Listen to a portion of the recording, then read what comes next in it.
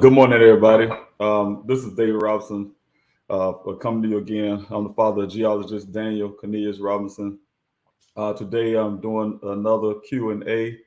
Wanting everybody to, whoever want to come in to ask questions about the case. As everybody know, I've been here since June 26th, searching for my son, Daniel Robinson, geologist Daniel Robinson, who went missing on June the 23rd. 2021 from his work site out in Buckeye, Arizona. He was out there doing what he loved the most, and that's being a geologist. He's making people's water safe, and so we thank you all for coming out and joining me on this another Q&A. Again, I'm here to answer any questions that anybody may have, and to also give updates. So far, my morning has started off really well. Had been busy all night trying to prepare for this, and also have some other ventures that I had to take care of. They always keep me up at night, so I thank you guys for coming in and joining in on the Q&A. First, I want to start off by thanking you all for coming. Mario's, thank you for coming in. I appreciate that. Thank you for setting your notification. Thank you, Deborah, for setting your notification, for coming in. I really appreciate you coming in here to support my Q&A. Thank you, Elizabeth Gregory. Thank you so much for coming in. Robin McMullen, thank you so much. Thank you, sir. Good morning to you also. Thank you for the Grizzlies that's coming in. Thank you, Lakeisha Douglas. Thank you so much for being here. I really appreciate you. Queen, good morning to you also. Queen, thank you so much for coming in. How you doing? Hope all is going well with you. If I say your name incorrectly, please forgive me. It's Celio. Thank you for coming in. Thank you also, Grizzly. Thank you for the Grizzlies coming in. Leslie B, thank you so much. Good morning to you. Also, we have S. Modern. Thank you so much for the hearts, and thank you and have good morning. Thank you for coming in. All right, Rachella, thank you so much. Also, a Grizzly. I thank you for all the Grizzlies that keep coming in. Leslie Beeks, thank you so much for being here, Leslie. I appreciate you for continued support. S. Bailey, Gwen DeBreeze, thank you so much for being here. Robert McMullen, okay, thank you again. Tammy Robinson, thank you so much. Another Robinson in the house. This is Robinson neighborhood. Thank you so much for coming in. All right, let's see who else we got here. DJ Moore, good morning to you. Thank you, Sunset Dragon, for coming in. Dodge Fender, thank you. There's another Grizzly rolling into the house. I really appreciate Lele. Thank you so much also. And all the ones that will be coming in, thank you for joining in on my Q&A. Trying to get things rolling here. Mario's Bad Habit, thank you for being here. Good morning to you also.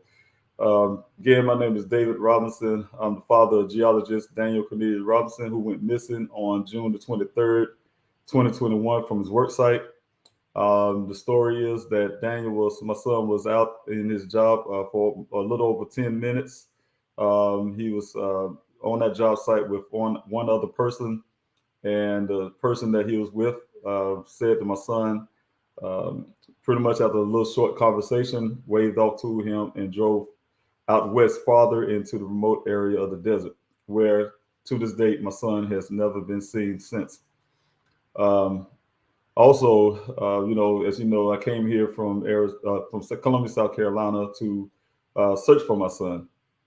And doing so, the first thing I had to do was also do a couple things: was question the gentleman that say he last seen my son, work with the Buckeye Police Department, and I formed my own search to get out in the desert to see this location where my son was last seen. Since then, the vehicle that you see right here behind me was found in that situation there, in a ravine, 20 feet ravine, 20-foot ravine, another 3 or so miles away from the crash site. I mean, from the well site where my son went missing, and this is exactly how it was found. His clothing was about 3 feet away from the vehicle. Everything he was wearing, from his shirt, underwear, socks, you name it, is all on the ground. His boots, one was about a foot away from the pile of clothes. His safety vest was about a foot away from the pile of clothes, and the other boot was tucked under the vehicle. So on the side that's lying on the ground. So, looking at that scene, the first thing I thought was foul play. Saying I know my son. The story that I heard from the gentleman at the well site didn't go well with me as a father who knows my son. As a family, we spoke about those things, try to come up with anything we could think of that would be suggest that my son had some any problems, and we didn't find any. One thing we know is that my son loved his family, and he also would tell us everywhere he would decide to go. So those stories didn't mesh with us. Of course, I was later informed by the police department, Buckeye Police Department, that their theory to what happened at the scene here. And so we all know those theories prompted me to get a private investigator of my own who found significant evidence. We'll be talking about that along this Q&A. Also, I will be sharing some details of some new things that I will be doing, like things like you guys heard from last week. I have the billboards out on the interstate from I-10, on I-10, east of on the east side of Phoenix to the west side of Phoenix, up into Buckeye. So you guys, if you can, please look out for that. That's bringing awareness. So that's the most important thing. Also, I see more people coming. I want to say thank you also keep coming in here. Joining Lisa, thank you so much for being here. Mel, Vic, thank you so much. And I would never give up, Lisa. Thank you so much. That's what fathers do. That's what mothers do. That's what we do. We don't give up on our loved ones. So I'll be here. Thank you, K-Ra. Thank you so much. Thank you for your prayers. Thank you for praying for my family. We need all the prayers we can get. Thank you, Color Me Oakland. I really appreciate you have been here. You've been here, and thank you for your questions. I will be getting to the question section soon. I'll try to see if I can pin this now so I won't forget. But I will go back into these questions as soon as possible. I want to give a couple updates and some things that I will be doing. Like I said, coming up also, I will be posting today the information about the candlelit visual that will be coming up soon. I will give you the date also. That date would be give you ample time to prepare. If you all want to come, I ask you to simply go to the website and RSVP. Let me know that you're coming. If you know that you're coming, you sign up, and that way I will have the numbers that I need to know how many candles I will provide for you for the candlelit visual. We're asking everybody to try to get a strong presence. We really need you there. We need a statement, and I need you to, like I say, sign in and give me those numbers. That'll help us a whole lot, me and my team, so we can get those, like I said, those candles and things like that. We have the place, the location. All I need to do now is make sure the time is locked in. We have several speakers. I will be one. We have some music, singing. We have prayer by one of the local mega churches here in Phoenix. So you guys come out and show your support for my son Daniel, and also for those who have family members that's they're still seeking their loved ones. So try to do a lot of things for the community also, and outreach. So I guess you guys, thank you guys for coming out and helping me, because I'll tell you from day one, it was impossible for me to make it all the way this long. I'm almost losing track of how many months it was. 8 months now that my son went missing, and I've been out here going on 8 months now, searching for him. So I really am grateful that you all have, come in and help and chip in and pray and everything you do.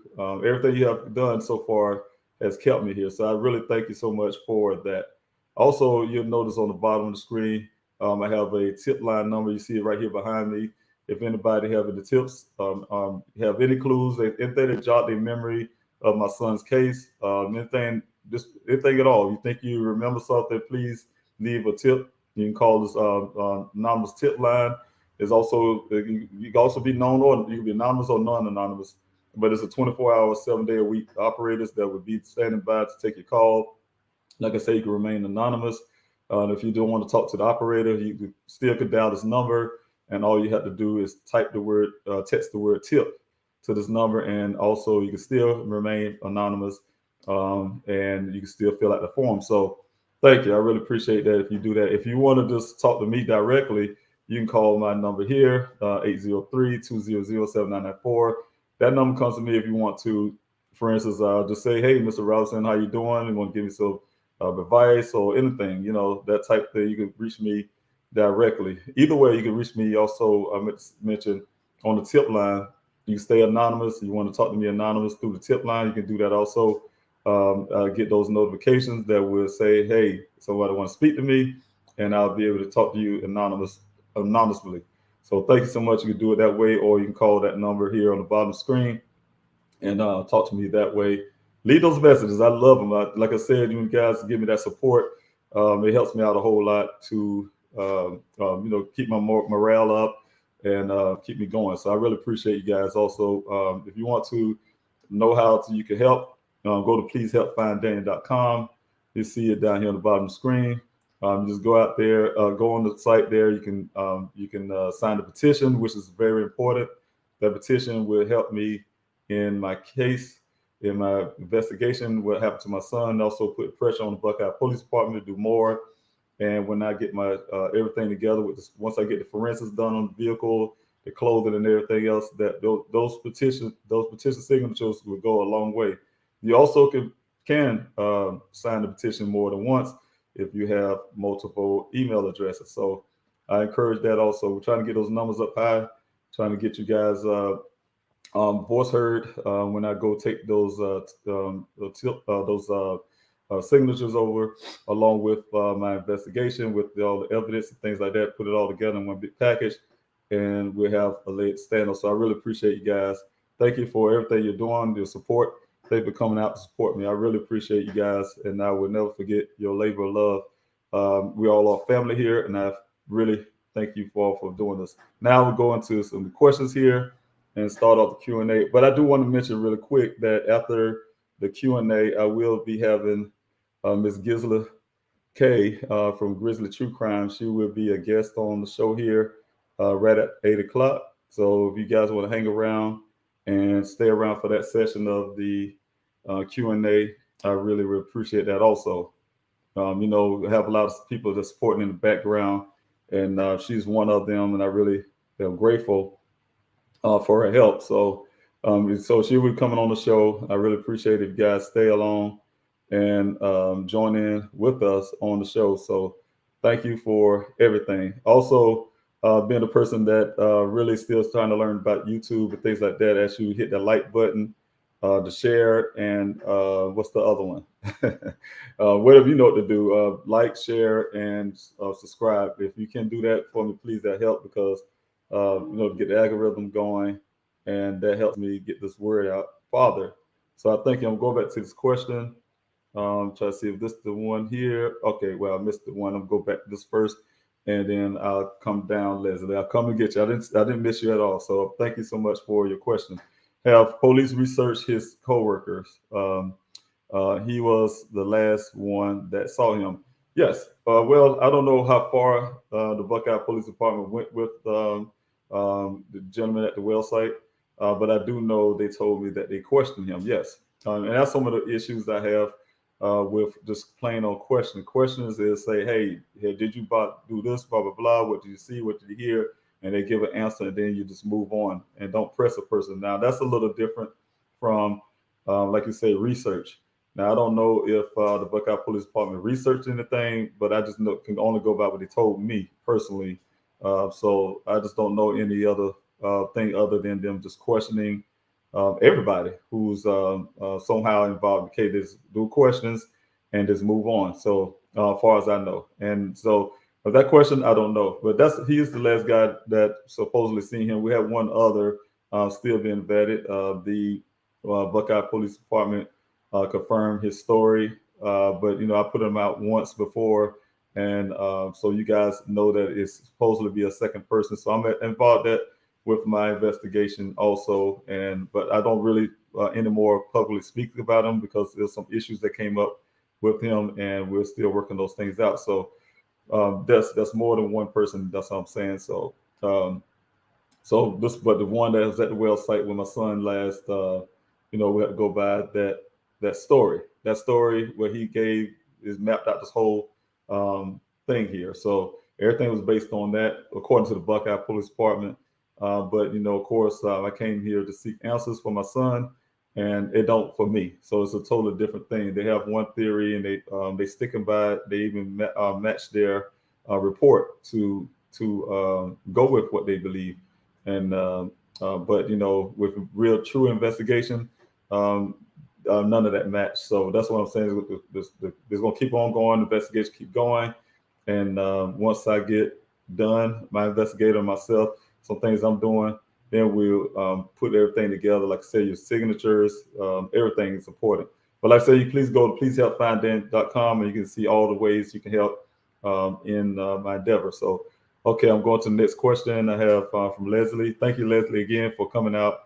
The question is, yes, one thing real quick. If you want to leave a question, please put the word question like Leslie did here. It helps me when I'm going down the timeline, to see your question. So it helped me out a whole lot if you put the word question there first and then dash to your question or whatever. That way I can know it's a question coming up. So thank you so much as I go down the comment section. Where is Daniel's vehicle now? If you have access to it, have you been able to get forensics testing done on it? Well, I can't give you the location of my son's vehicles. I can tell you it's in a secured location, and it is kept, the chain of custody is kept well. So I do have custody of that vehicle. I was given the custody of that vehicle. The vehicle was found on July the 19th. And I gained custody of that vehicle on July the 20th, when the Buckeye Police Department decided to hand that vehicle over to me because they didn't have an investigation. They put on their Facebook page that they ran out, they exhausted all their leads. They don't have any investigation to do. They also gave me my son's items, everything you see here at the scene, his clothing, everything that was found in the vehicle. They turned all those things over to me because they didn't have an investigation, and they say they exhausted all their leads. As we know, yes, I kept those things right here, and like I said, my investigator, he's looking into some things that we found since then, and we're gonna keep it rolling. So if you have any access to it, has it been able to? That's what I'm working on right now, is getting the forensics work done on it. That's why I ask you guys, if you can, please donate. Go to pleasehelpfinddan.com, and you will see a tab there for donation. I need all the donations I can get.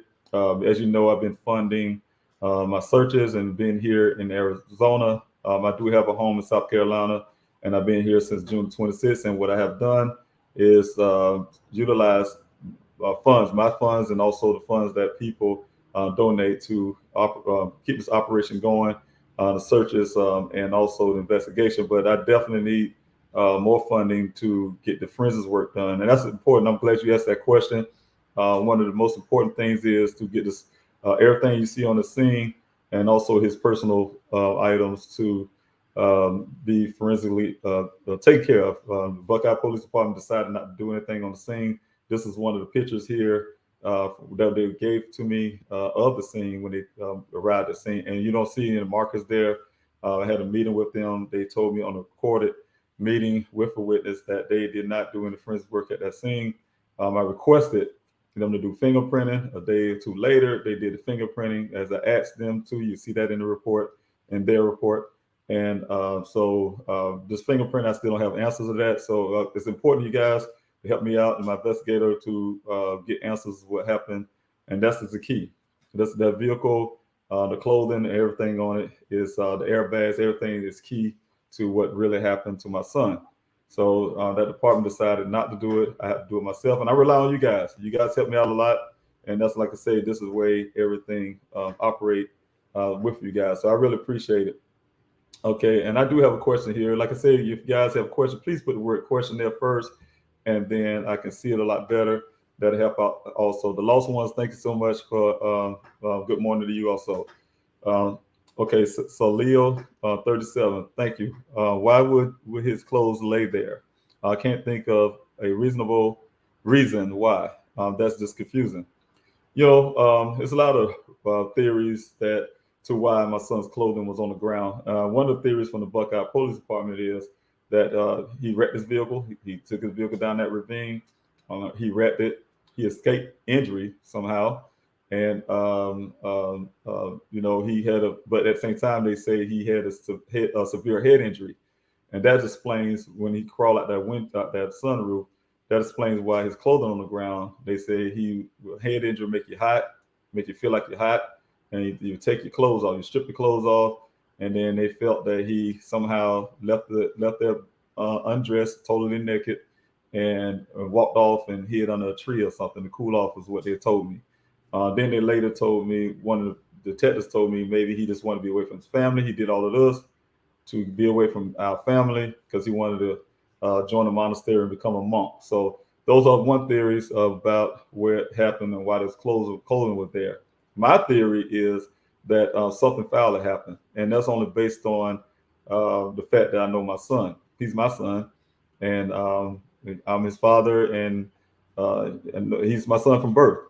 So I've been there in his life. I know my son's where his attitude is. I know his personality, and I know for a fact that he loves his family. So that theory about him joining a monastery is false.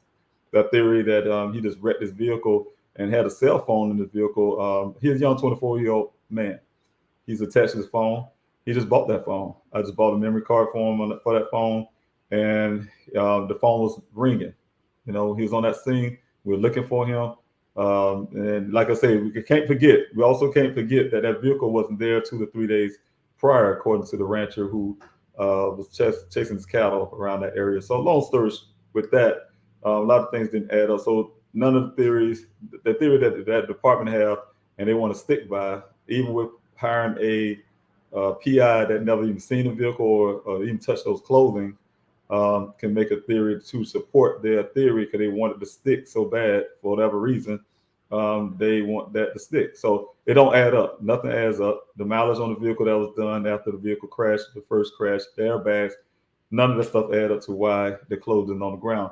It don't even add up to why his clothing on the ground and one of the socks that matched the sock that was on at the scene was found near the well site. Saying after Buckeye collected those items. So a lot of that is questionable, but they want to stick with that. So next question I have from Robert.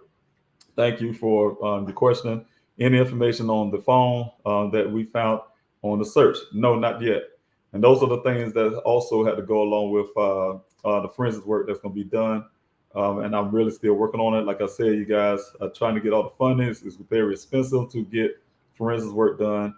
And, I have to cover the cost myself. I can't rely on the department. They don't have a case.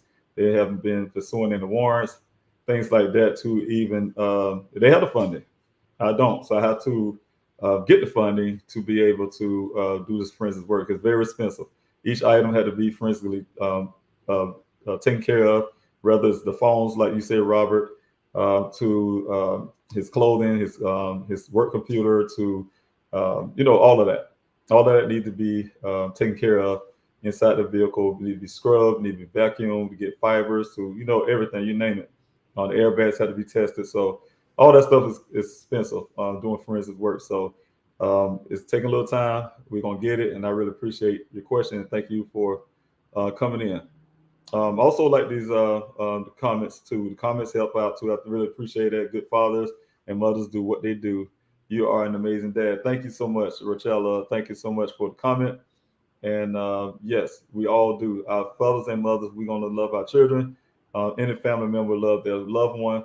And fathers and mothers will do exactly what I'm doing out here on the front line. Don't give up. Question the police departments. Don't just take anything you read in a report as solid. You ask questions about everything because we got to always remember, they work for us and we don't work for them. It's not the other way around. It's okay to ask questions. You're not bashing the police. You're making them do their job. They're not doing their job. You call them out. If you take it as a corporation, you're the CEO. You come down the line and you see these workers not doing their job. What do? If you can, you'll fire them. So those type things they taking your tax dollars. They owe it to me and my family to find out what happened to my son. And I need them to really do some work, get off their behinds and do their job. So thank you so much. All right. And I think I have this question here. Oh, thank you also. Again, Celio37 again. Thank you. Will there be a live stream of the vigil? Yes.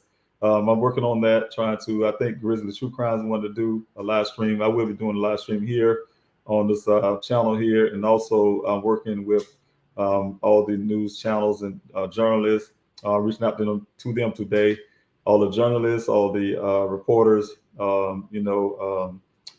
everyone that I came across, even from Red Table Talk to whoever, reaching out to everyone and let them know about this visual, and hopefully some of them will show also, and you may can see those things. So I really appreciate that. Thank you again. Yes, go to Please Help Find Daniel. Thank you, Gwen.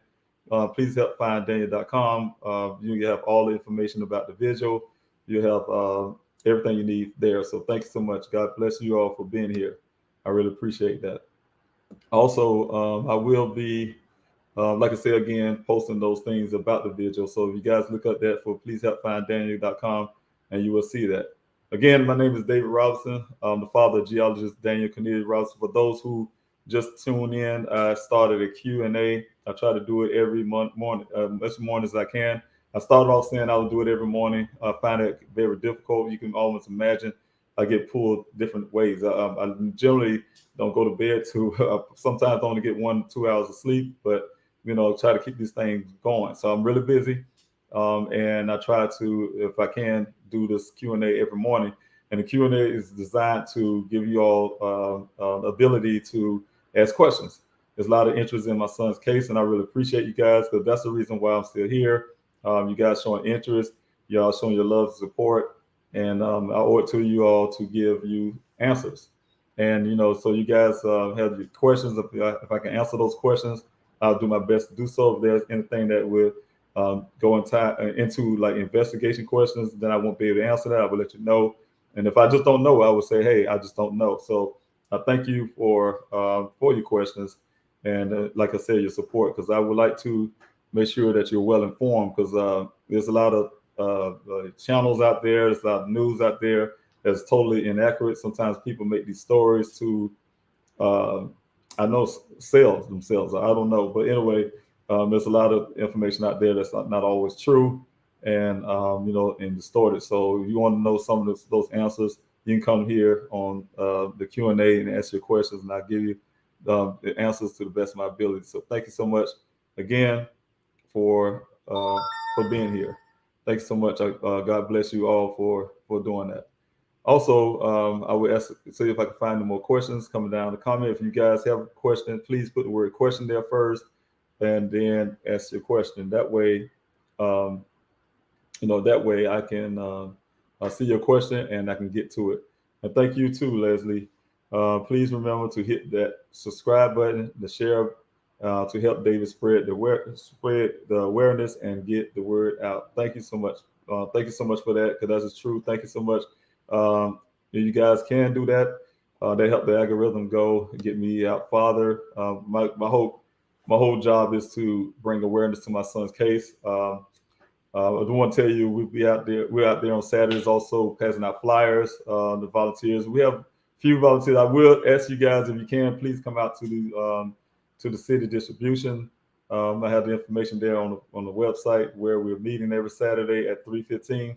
Come out. The few people that we do have, we actually just this past Saturday we pulled out over 2,000 flyers, and that's amazing for a group of 8. So it's 8 of us total, and we put those flyers out there.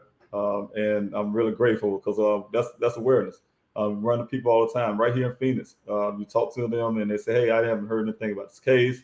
They feel really badly, and so there's always room for people to know and people to be aware of what's happening here in Arizona.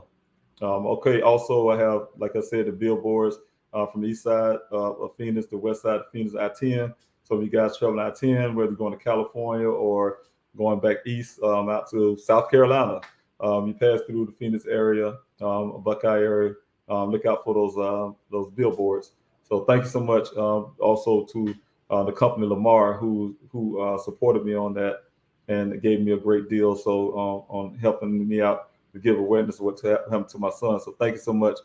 All right, I have a question here from Tanya. What about the girl that Daniel was interested in? Well, I mean, it's not much to say about her. Of course, like I said, again, the story get distractions.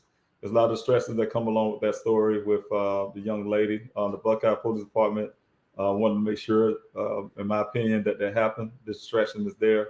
They really heavily put her into that report. They selectively put what they want in the report. Like I say again, to fit a narrative that they want to create, in my opinion.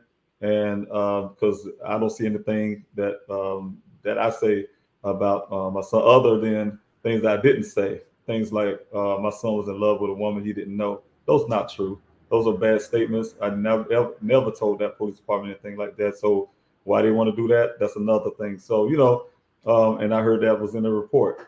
So they really strongly want to put things in that report to make this narrative about my son and some young lady to distract from the fact that they didn't go out there and look for my son on day one.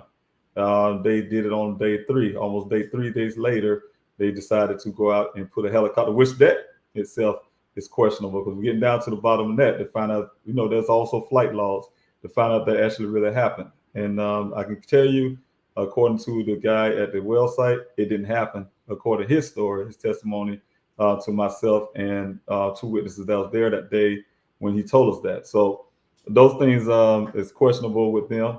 They also admitted Lieutenant Angel that was there at a site at a request. I requested them to come out to help me at one of my searches, and he admitted that they didn't do any come out to that well site. So, and that was on a live stream with the Grizzly True Crime community, and so I say they have never even been there. Even on that date, they claim they did tell my family. We got a helicopter in there for the search for his son. The helicopter probably flew in that area somewhere, but it did not come over there near that well site.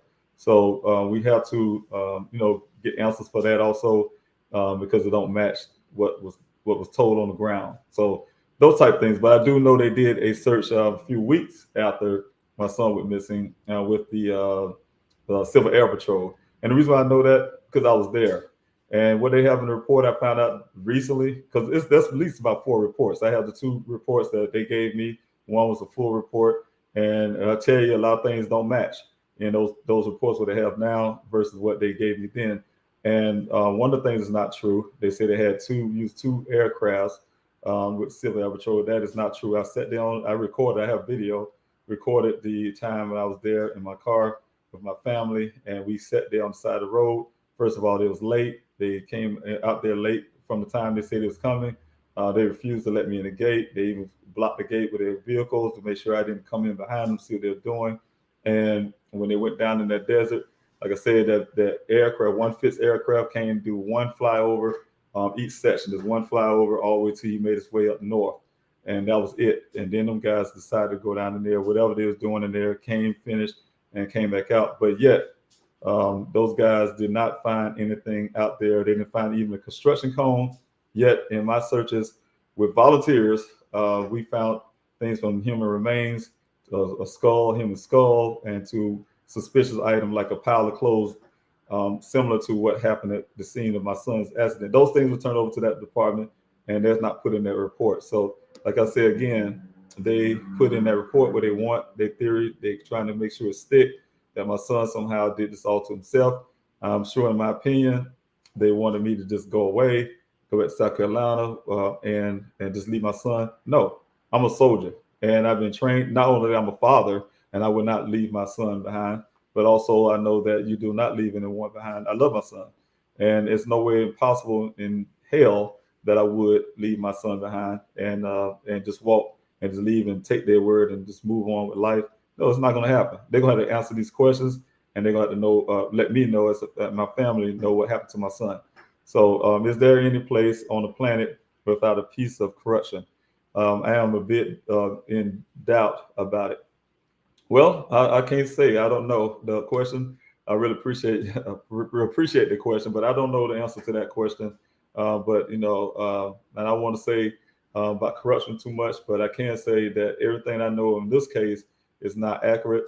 Things I read in that report, after I have two reports. I have a partial report and a full report. When they told me they didn't have no investigation, they had no leads to follow, more leads to follow, that was the end of it. They gave me that report. That was it. But then when the pressure came from the media and you guys, I've been pushing you guys to call them and text them and everything you can. That's when all of a sudden they came out with a third report. So, and then I think they emailed to a fourth report. So, and it's changing as I talk on the media. Anything I talk about, they add it to make it appear that they did certain things. So, from there, like I said, I don't take no stock after that second report. I started reading that third report. It made me angry, and I said, you know what? There's no need to read the rest because the rest of it, in my opinion, is garbage. So I do not read that report much. I went through it with Ms. Kulock on her channel, and the only thing it did was make me sick because those things that's in that report is not the reality that is on the ground. So anyway, we have a tip line here. If you guys want a tip, thank you, Gwen, for putting the tip up. You guys want to leave a tip. That's the tip line there. That's the tip line number. If you, like I said, just want to leave a tip anonymous or non-anonymous, you can do so. That's operates 24 hours, 7 days a week. That will take your call. And like I said, if you just don't want to talk to the person at all, you can text the word tip to the number, and it will do the same thing. It will bring you a form. You can fill the form out. You can stay anonymous, non-anonymous. You also can contact me through the tip line if you want to stay anonymous, you just want to talk. Or you can do like some people do for other reasons. Use a burner phone and call my direct cell phone, or text my direct cell phone. That's down at the bottom there. I just really wish you guys, if you want to use that number, to please use it for your comments and things like that. You help me need some direction to a search or whatever the case may be for those reasons. If I don't answer you quickly, I also ask you to forgive me. As you imagine, I put that number out, so it's a lot of calls and texts and things like that go through that number, and it's hard for me to go through it every day really quickly. So the best bet is to leave the anonymous tip line, use the anonymous tip line for those type of reasons. And then if you want to leave comments like Mr. Robinson supporting you and things like that, I really need to see those things. It really helps me out in the day to be able to go down those text messages and see things like that. So thank you. Thank you, Ginger Snap, for being here. See your comment. Thank you so much. God bless you too. I really appreciate that. Thank you, Dodge Finn, again. Thank you, DJ Moore. Okay, let me see. All right, and that's a question there, DJ Moore. I'm checking the question out there. Again, if you guys have a question, please put the word question first, and then ask your question. That way, it helps me when I go down timeline. I don't miss your question. I can actually see it.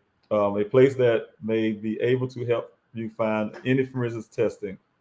They are ran by an attorney, and they are nonprofit. Let's say Intermountain Forensics, based out of SLC. I guess Southern, somewhere in California, I believe. I don't know what SLC is, but I can find that out. They have a website. Thank you so much, DJ Moore, for that information. I will check that out after I do my live check into that. So thank you. And tips like that helps out a lot. So you guys have tips and suggestions that really help me. I really appreciate that. So thank you. Again, my name is David Robinson. For those who just coming in, I'm the father of geologist Daniel Robinson, who went missing on June 23rd from his job site in Buckeye, Arizona. He's a geologist, like I said, but he was working as a field geologist for a company called Matrix New World, also called Matrix Southwest Groundwater. And he's working for them as a field geologist, where he was at his well site. at the well site there to meet a gentleman from the drilling company of that well site to do his job. His job was to measure the water levels come out the well to the rock sediment. The water level is important because they're putting the community out there, and they have to have 100 years of water supply for that community. And if it's not there, then that they won't be able to put the community there. So his job is very important to make your water safe and make sure you have the ample supply of water. However, being a brilliant man as he is, according to the guy at the well site, my son was acting odd. He kind of waved off to him and hopped in his car and just drove off farther into the desert where he was never seen again. And the questions from that would have been that, the family and myself have a different opinion about what is odd and what is not. But, the thing is, my son just disappeared. I came out here I've been out here since June 26th. I left South Carolina to be here in search of my son. I reported him missing on June the 23rd when he went missing. And like I say, I got here on 26th on a travel. I drove up here and made it to Phoenix, where I started my own search for my son. I couldn't rely on that department. They wasn't out searching for my son, so I had to do it myself. During that time, the volunteers and myself been finding things like human remains. And then later on, this vehicle showed up on July the 19th right there, just like you see there. That picture may look a little flat on the ground, but no, that's a 20-foot ravine, and that it was found down in and turned over just like that. With his clothing, everything is wearing on his body, 3 feet away from that vehicle.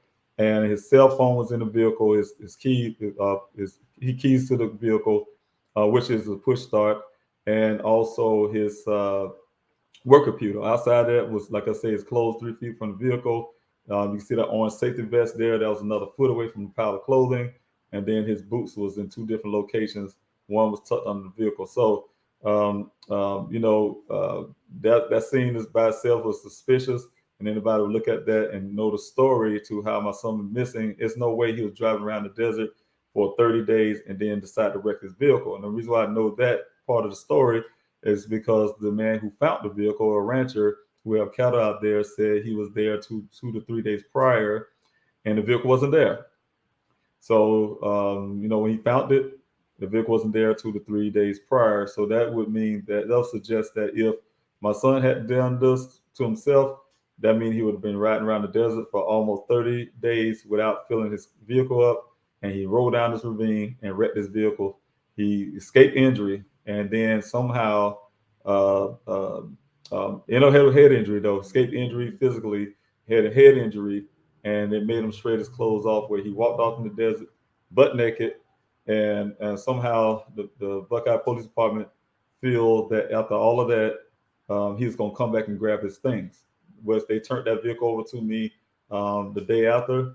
They turned his clothing and things at a meeting that I had a few days after that with the whole staff. They turned all the clothes, everything at the scene, and it was marked for safekeeping. Like I said, after they told me this, in their theory, that my son somehow escaped injury, but had a severe head injury that made him shred his clothes, but that didn't prompt them to continue to look for him. That was an emergency to them.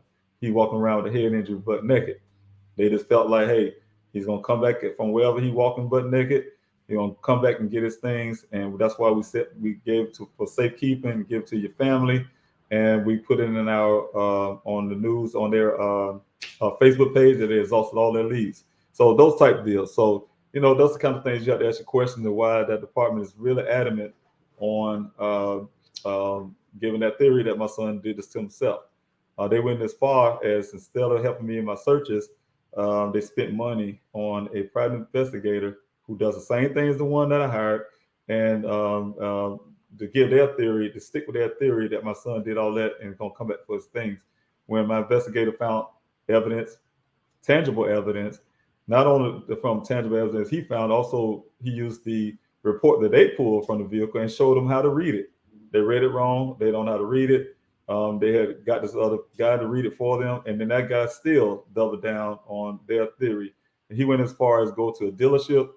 This investigator went to a dealership and asked some workers at the dealership. Didn't go to the manufacturers, but went to the dealership to ask questions to match his investigation of. You got to mind you, he also, this investigator they hired, they spent their money on our tax money on. They're not even physically seen this vehicle, never physically touched it, never physically touched the clothing, but made a report. And that made it into the report, but my investigators' report did not. So what he found, we turned those things over to that Buckeye Police Department, hoping that they would work with us and help me find my son. But they just declined on that. Not only did they decline, they stopped talking to me to this date. I rarely hear from them. They don't give me updates about what they're doing. Anything to this family. Disrespectful, very disrespectful. And so, like I said, I continue to do my search on my own. And I thank you guys for helping me. Like I said, it's very important. They didn't even so much as do forensic work. That's what this pictures come from, that department. You don't see any markers there because they openly told me in a recorded meeting I brought along someone with me to listen, to observe, and to listen. And they told me that they didn't do any forensic work because they didn't see any blood in the vehicle, and that is unacceptable to me. So those are type things that's going on in this case, and I really thank you also about asking about the forensic work, because that's why I need you guys, if you can, to help me get those forensic work done. It costs a lot of money. This whole search effort has cost a lot of money, and I'm doing the best I can to utilize everything in the proper way. So I thank you for everything that you're doing. Okay. Also, like I said, if you guys have a question, if you can, please put the word question there first, and then give your question. That way it helps me see when I come down the timeline. There you go, Tanya again. Thank you for your question. I said, what about the girl that he was interested in? Has she been questioned? Yes, of course. Not only she's been questioned, her story has been put into their police report. Can you imagine if a person, I'm not saying the lady is a suspect or anything, I'm not saying that at all, but let's imagine you say you're going out to seek answers, and then you ask a person a question. Not only ask them questions, you just let them say what they had to say. You take their word for it without even investigating it or even verifying it at all. Not only do you do that, you also ask this person to when they get on their own time, I give you this website or whatever you need to do, and I need you to upload on your own, some text messages into our system, and we're gonna put this in the report. A hearsay, one-sided story, without vetting the other side, and also just keep it that way. We want you to put this up here the way you want it, whatever you delete or add or whatever. I'm not saying that either, but I'm saying, can you imagine a police department doing that? But that's what they did. They uploaded a one-sided statement into a report because, in my opinion, it's all geared to keep this theory going that my son is somehow mentally unstable. He's the type of guy, he's the type of stalker type dude or something, whatever they got going on. They want to keep everything to kind of villainize my son some type of way to make it appear that he did this to himself. He didn't want to be from his family. But see, they messed up. They got the wrong family. They got the wrong father. They got the wrong family. And that's the problem. Like I said, in my opinion, they felt like I was just going to go away and I was going to disappear. No, I don't think you would either. Not when your child is missing. So, that's the type thing. So, no, I do not know what question they asked her, but I do know they allow a person to put up their own report. It's not something they did themselves. They allowed her to put that up on her own, and also just took the story and ran with it. They didn't match it with my son's phone. You guys don't even know until I tell you this. They don't tell you that the phone was white. They don't tell you that all the mess between him and her was white. All of her pictures, everything about her in that phone except for her contact name and number was wiped out that phone. His location, which I was able to obtain now, but his Google search history, all that kind of stuff was wiped. His memory card is missing. So that type of thing like that. So they don't put all of that into the report because, like I said, in my opinion, it's all designed to keep the public thinking that my son did something to himself. So that's the thing I had to work on, and that's why it's important for you guys to stand with me and stand by me to find out answers to what happened to my son. I can't get out this department, so I'm getting it for myself. I'm not a father that gives up. I fought for this country, and we taught that we don't give up. We don't give up on each other. My brother's arm, I had someone in here the other day, Brown, he was here with me to support. So I have some brothers and sisters on and that come out to help, and they will tell you we do not give up. That's one of our warrior ethos. We do not give up, and I'm not giving up on my son. We don't leave a fallen comrade. We don't leave a person falling behind. But this person happened to be my son, and he's not going to get left behind. They may want me to, but it's not going to happen. I will bug them to the day they do something. So so you guys help with your support. I really need that, and I'm really grateful for it. So thank you so much. Also, thank you, Gwen, for putting that up. Donate, please, to pleasehelpfinddaniel.com. You can do that. You can find also on that website. You can find all the information you need if you want to not only donate, if you want to sign that petition, because that helps out. Get that pressure into that department. Just like what I said. Right now, I put my own investigation. I had to do my own investigations. Think about this. I had to get my own forensic work done because they haven't done it. So it's ridiculous because they don't see it as criminal. They don't see anything wrong with this scene here. They don't see anything wrong with that. All they see is I want to keep this theory for whatever reason, and we're going to stick by it. We're going to double down on it, and we're going to make it work. So, but I have enough other things that would suggest otherwise. But I definitely need this forensic work done to tie those things in. So I really ask you guys, if you can, please go to pleasehelpfinddaniel.com. Like I say, you can not just donate, you can donate. Thank you, because that really helped me with forensic work. But you can sign the petition. You can also help out in the searches, because I need all the searches I can. There's some areas that need to be searched detailed. Like I said, we found human remains out there. We brought some closure to the families. We found suspicious items, as one gentleman pointed out. We found cell phones in the general area. So those type things that will help us get closer to answer to maybe other things also, but definitely to what happened to my son. So I really thank you guys for helping me out here in this desert all the time, and I really thank you so much for everything. All right. So let me see here if I can get another question. Again, if you guys have a question, please put the word question there first, and then also ask your question afterwards. That way I can easily find those questions, and it helped me out. So thank you. Also, I have a question here for Skilo, and if I say your name incorrectly, please forgive me. The question is, after releasing the vehicle to you, has the Buckeye Police Department made any effort to provide you with aid, information to supplement or add intel to the original case files? No. Like I said before, this vehicle was found on July the 19th by a rancher. On July 20th, I was threatened by Detective Biffin, who told me that if I didn't get that vehicle out of there that day. Now here it is. I was definitely stunned that day. He took me around that corner and showed that vehicle to me. I was so stunned, and I was stunned for several reasons. First of all, the damage I seen, it stunned me. I never seen this vehicle before in my life. I seen this vehicle. The picture that you guys seen there, my son gave me that picture, and I put it out here to the public. He gave me that picture. We had plans to come out here in July to visit him, his sister. We always gonna have a little family get together here in Phoenix. And he's gonna show me his vehicle, ride me in the vehicle. We're gonna go hiking together. He's gonna show me all the things that he wanted to do, that he loved to do. And so when I saw that vehicle, that's all I saw. For the first time, a vehicle that my son was wanting to show me, and this last thing he was in.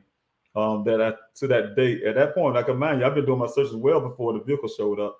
And looking for, I was on a rescue mission for my son. And to see that vehicle that way, it was devastating. It was stunned me. And all this officer was doing was trying to get me, first of all, for some reason, trying to get me to open this vehicle door. Say, hey, he kept telling me, hey, go in there and look in there. Go ahead, you can look in there. And this wasn't because I've been smart not to touch that vehicle. It was because I was stunned. And he was really pushing until I got to say, hey, sir, I got enough.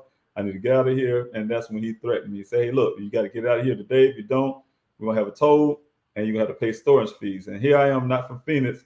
I had to beg this man, I'm feeling emotional about what I'm just seeing, to help hold it for another 3 days, give me some ample time to find a location to store it. So, that gave me also time to think. And I looked at a picture that night, and I noticed the biggest thing that was a problem with the one picture they gave me, not this picture here, but there's one picture they gave me. And that one picture was missing some things, forensic markers, So I was able to get that meeting, secure that meeting with Chief Hall and his staff, Chief Sanders, and the rest of them, all of them. And also, like I said, I did record it, and also brought along a witness to observe everything that was said and done in that meeting.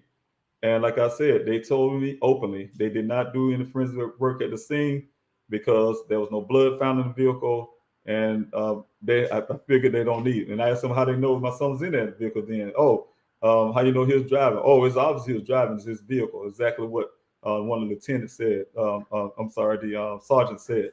And so, that type theories, that type thinking. Then how I was able to get his pictures, because Chief Hall kept using the word plural. So we took pictures with an S, and I cut them off. Say, hey man, you talking plural? Y'all gave me one picture, a family member. I mean, see, this is disrespectful, things like that. One picture, and that was it.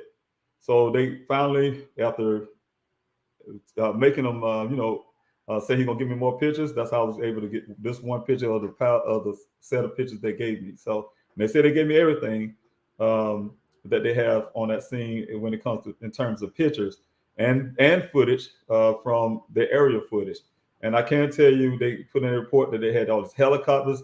Detective Bill, to this day, I feel now I understand he may have been marking me like he did with this monastery thing. He's telling me, hey, Mr. Robinson, we was looking for your son. We had a helicopter flying so low. If you hold your hand in the air, you can touch the bottom of the helicopter. The man's hanging out the air and he's looking on the ground. Look like this, like it was like a movie set or something. And I look at that and see all that. I think about all these disrespectful things was not taken serious, like I'm a joke or something. And and I was taking some of those things at the time because I'm emotional. Saying at the time, my son's vehicle, I'm seeing this thing. Seeing this thing the way it is. Of course, I love my son. Of course, I'm gonna feel some type of way. What I'm saying is, you guys, with this question that you had left, yes, they released the vehicle to me. My investigator came along, and before they released the vehicle to me, my investigator came along. Well, I'm sorry, I apologize. The vehicle was released to me. My investigator came along and gave them everything we found on that vehicle that he found, and also the evidence of the sock and so on. And when we gave that over to them, they shut down. They not talk to me anymore. Of course, that's why I'm so vocal. They haven't talked to me anymore, and they don't share anything. So I don't know what that department is doing anymore.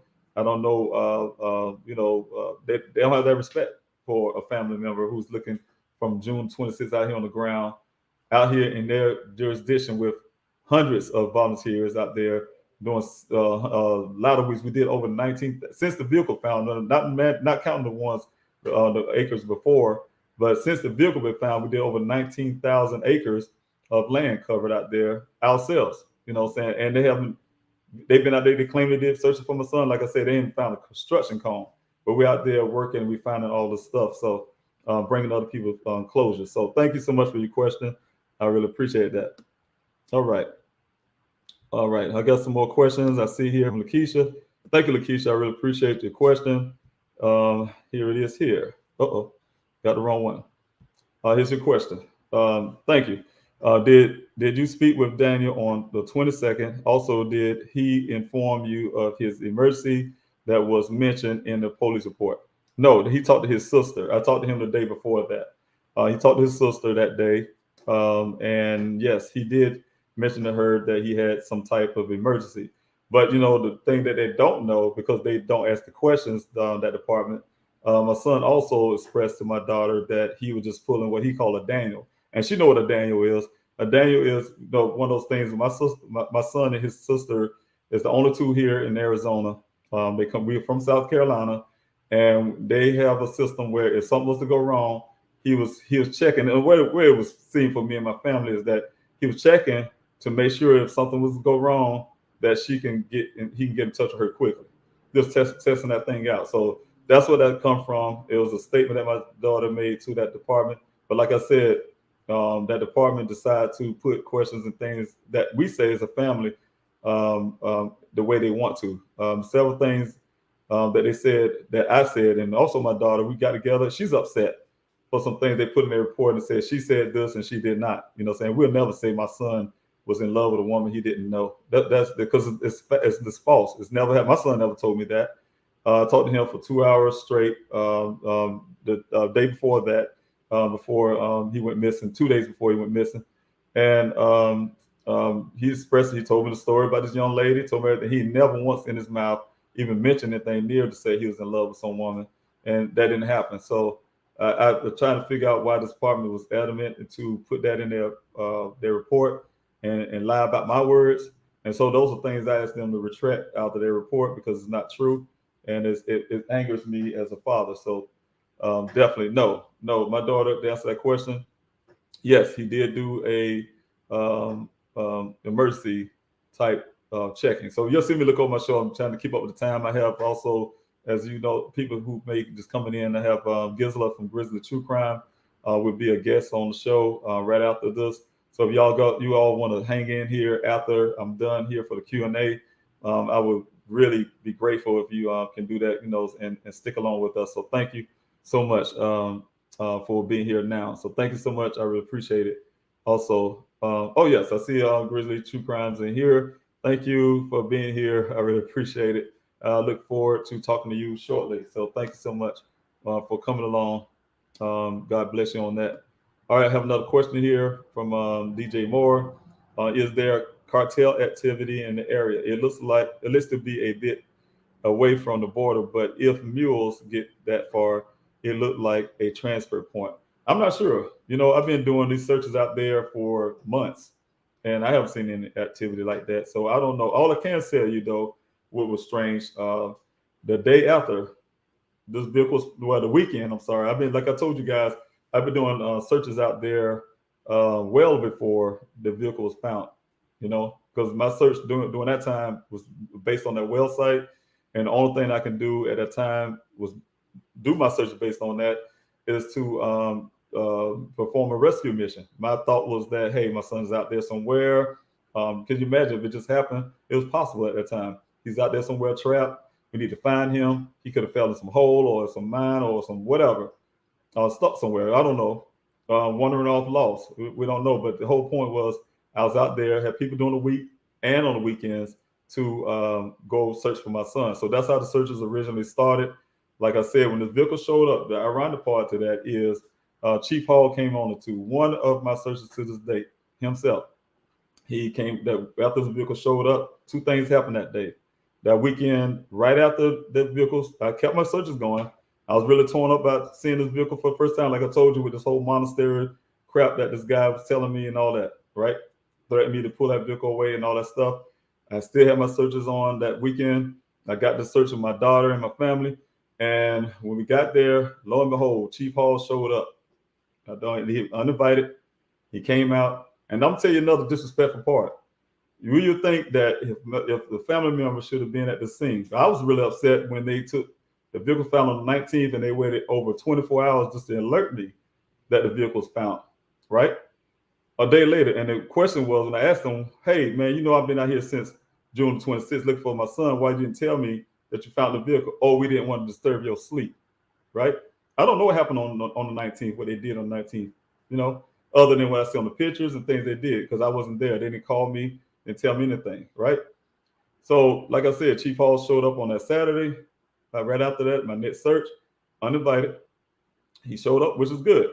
But the weird thing was he got out of his vehicle and he was grandstanding. He started talking really loud. Didn't talk to me directly.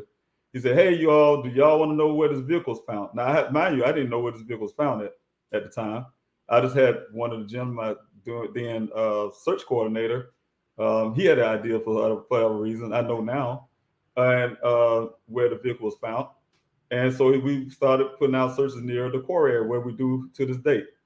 And when he got me there, he got out there, like I said, he grandstanded to the volunteers and said, hey, y'all follow me. I'm sure y'all where this vehicle was found.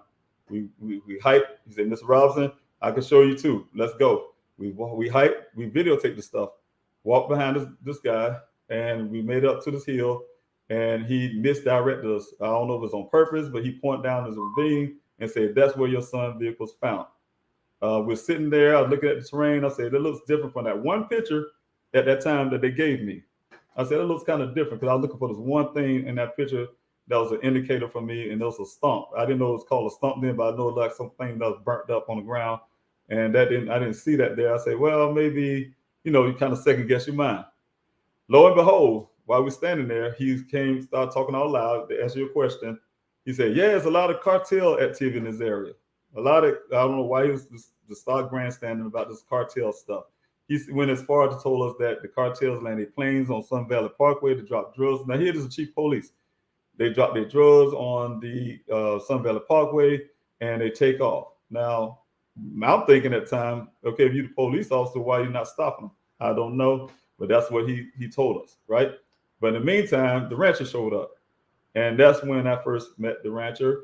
And the rancher, in turn, pointed us out in the right place where the vehicle. He said, "I know because I was the one that found it." He called me over. We had a discussion. He said, "I don't know why Chief Hall is up there lying to you all and telling y'all the wrong location." That's the only time the rancher. That's the only time Chief Hall ever showed up to that location. Just that one time. I have never seen him again. So that day, after he was saying that about Chief Hall, I don't know what happened. He just looked at the guy. He walked off and got in his vehicle and left. So so that's the thing is, I don't know about this cartel activity stuff, but I can say the chief of police said something about it. I haven't personally seen anything like that out there to this date. It's a lot of suspicions about that. So I don't know. We look into everything. You have to look into every direction. So we'll wait and see what happens. All right. Thank you for your prayers, Shannon. I really appreciate your prayers. I really need those. And thank you for bringing those. Okay, we have a question here. Again, thank you, Leslie, for your questions. That's really helping me out because I need these questions. Did Daniel have any friends out there who you have been able to talk to, or maybe neighbors? Yes, I talked to. Of course, I'm doing my own investigation. I don't know how Buckeye is doing theirs, and I don't have a interrogation power or interrogation room to run into anybody. So in my behalf, I have to ask questions, but they have avenues and tools that I do not have by being simply law enforcement. But yes, I did my due diligence when I went to interview the neighbors in close proximity. I did talk to one of the neighbors that my son often hang out with in his apartment. Those two, know each other very well. Got some information from him for those days, by himself also. So that's part of my investigation. Also, yes, my son didn't have too many friends outside of those who would come in town. He had one good friend at the job itself. Him and that guy would hang out a lot. They go hiking. A lot of the coworkers with my son, they go hiking. As a matter of fact, coworkers explained that Daniel a lot of times would go eat breakfast with his wife and things like that before he go to work. So those type things. So there's a lot of that out there. People I did speak to in terms of whether they're friends or acquaintances for my son. So thank you for that question. I talked to those also. I don't know how Buckeye did theirs. I don't see that in the report, but that's what I did. That's what I done. I can speak for myself on that. Also, thank you, Gwen, again. If you want to donate, please go to pleasehelpfinddaniel.com. All the information on there, how you can donate. I also, she mentioned there about a Cash App. I just recently put a Cash App on a request of people who decided they would like to donate without the fees coming out from the GoFundMe. They want to give me money that comes directly. However, I kind of ask you guys to use the GoFundMe because even though it gives the fees, there also have to be taxes paid on money that goes through Cash App and things like that. So that'll make it a little more difficulty trying to make sure I get that, doing this what I'm doing now and worrying about paying the taxes on your money. So and also, like I said, it's still money that's actually coming out of your donation. So you know how the world is. Everybody have to get their hands on something. So that's the way it works. And but I thank you guys for your donation and for your help and everything you do. So thank you so much. I think I have a question here. Oh no, this is a comment. Thank you also. Thank you, Tammy, for the comment. David, please take care of yourself. No doubt that it is. No doubt this is, I guess, what your son wants. Yes, exactly. Exactly. My son, he's a person that never give up on anything. As you know, Daniel was born with one hand. We don't mention him now. You don't hear me say that a lot because I'm telling you, his personality and the way my son is, he does so well with himself. You'll forget that he have only one hand. Daniel does anything he wants to. I just recently put up a picture of his younger days when he taught himself how to play the French horn. If you go on Twitter, you guys will see that picture there. Those pictures there. I'm going to put up more pictures of him. His younger days and things like that to show you some of the things that Daniel have done. Like I said, one thing I want you guys to notice that from every picture, if you look at him growing up from a little kid on up to college, graduate, he always have a medallion or something around his neck, and that's because Daniel always winning awards. He's always in some type of awards. He makes us very proud. Like I said, he's very he challenges everything. He challenges him. All of them challenge each other, but he's the last one in that group, and he was trying to be better than his older son. I mean, his oldest brother, and also his twin sister. So he tried to beat them academically. They all trying to beat each other, but ultimately Dane was in the rear, so he had something to look at and some goals to achieve, and he done that, and he just excelled at it. So I'm saying Dane is a very brilliant guy. Don't let that report and things you hear about this girl and all kind of stuff fool you.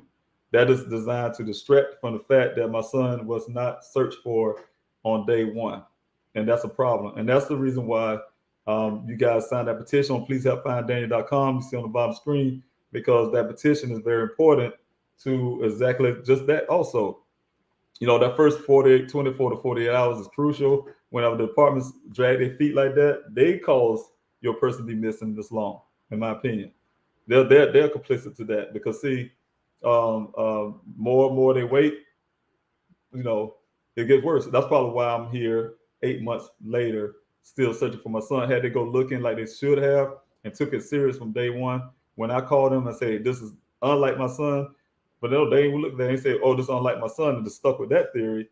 They went farther with the theory. They went to go ask the coworkers, and coworkers say this strange stuff. But even if that, let's say they believe that, when my son would have been an endangered person. They didn't even see it that way, So that's the kind of stuff that I have a problem with. So thank you so much for your comment. The comments helps a whole lot. Okay, if you have a question, please do like Queen P. If I say your name incorrect, I apologize for that. Like she did, you put the word question there first, and then ask your question to help me out.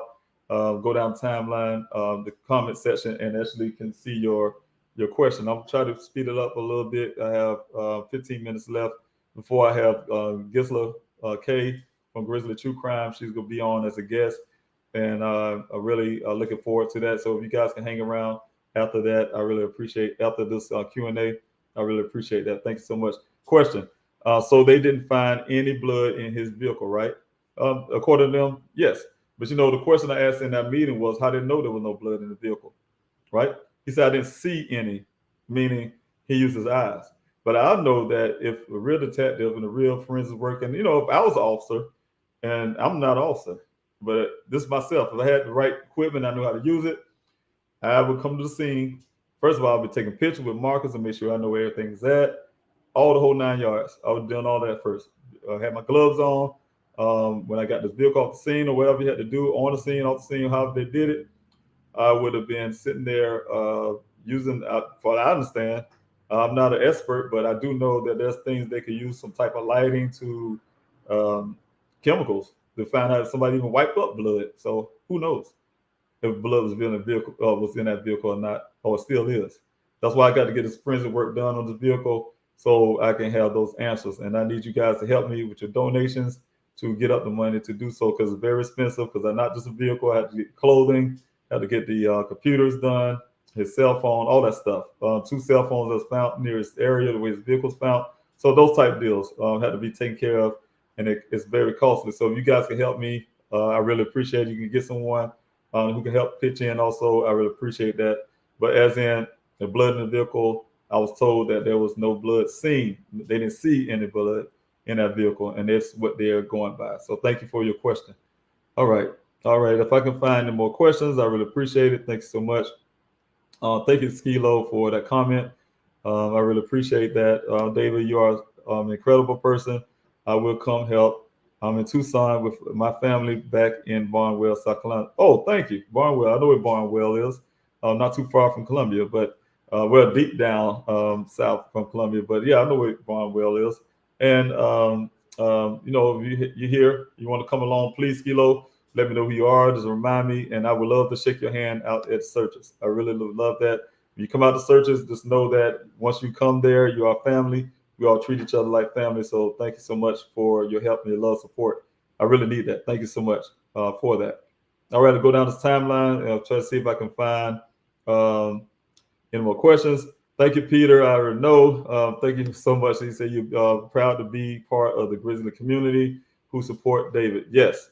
Thank you, sir. I really appreciate you also. You're very great in your support for myself and also for the Grizzly True Crimes community. I really appreciate your time, your effort that you show, and your time you spend in your day to come out and show your support. So thanks so much. All right, thank you. We're going to go please help find Daniel.com. Information on the candidate visual will be there. Thank you, Gwen, for putting that up. Will be there sometime today. Once I finish this Q&R and Q&A, I'm sorry, and also a little few other things, I would go ahead and post that information about the candidate visual. And I ask you guys, if you please, when you see that, please RSVP. That way I can know how many people actually showing up, and I can have those numbers of candles that would be needed to pass out to you guys. So we definitely want to have we have the speaker. I'm gonna be one of the speakers, the last speaker. We have the location and everything. So all that'll be on the website. So please check that out. Thank you. Also, thank you, Gwen, for that. Saying like, share, and subscribe. That helps the algorithm get my word out farther. And that's the whole goal. I have these flyers. I have these post banners. Have the billboards to magnet on my car, those type things, doing everything you can to bring awareness about my son's case. Because believe it or not, we put over 2,000 flyers out this weekend alone, 8 of us.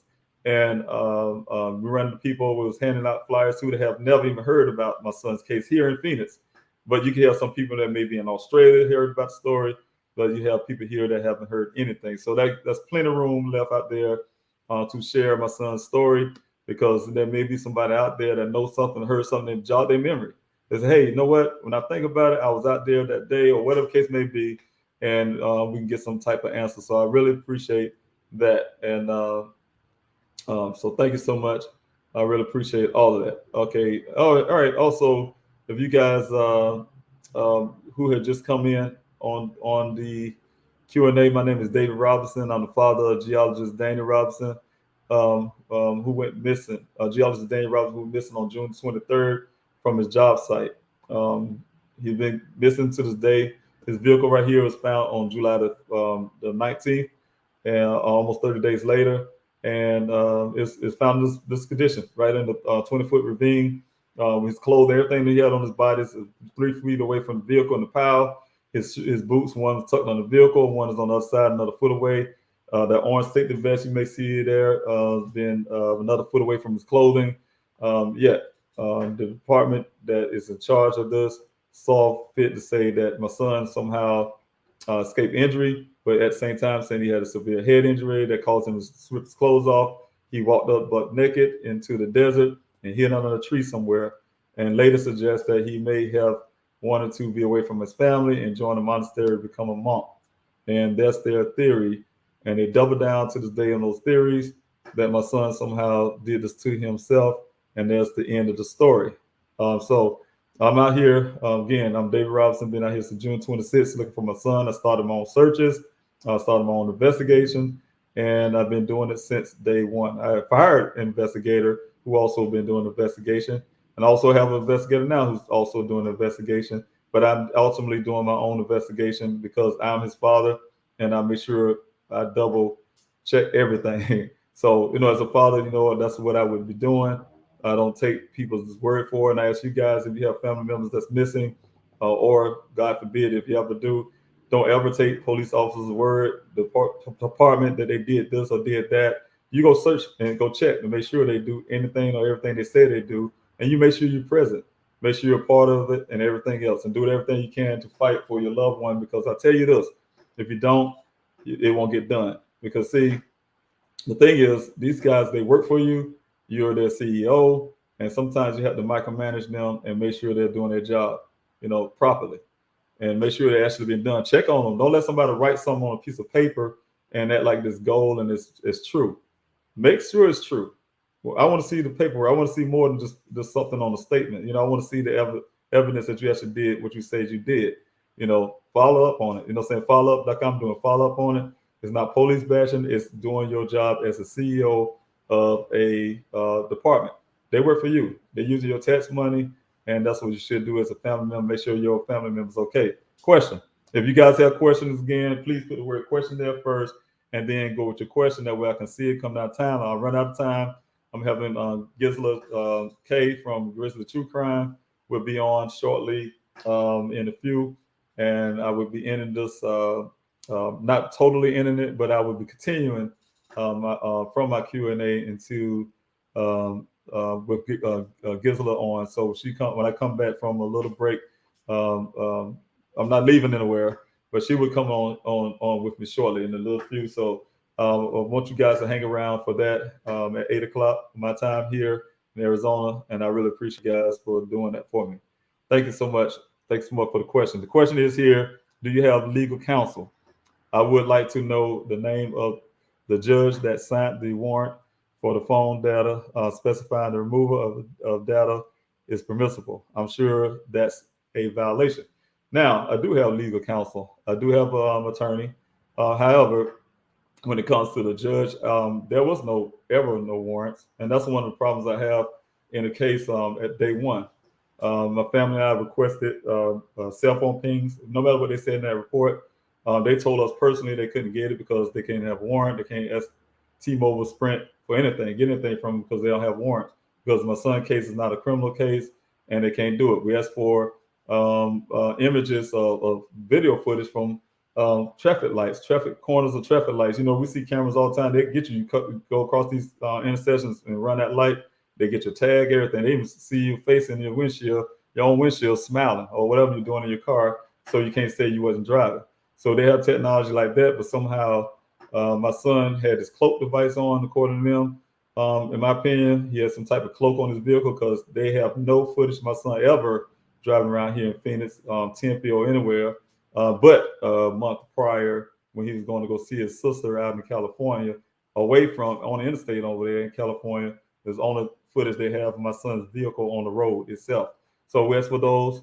We asked for the information that comes off of the Uconnect in this vehicle.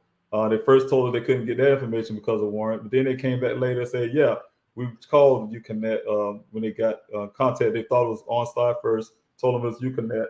They called Uconnect and they said, oh, it came back all zeros. So it seemed like everything we asked for, it was conveniently they couldn't do or couldn't get or anything.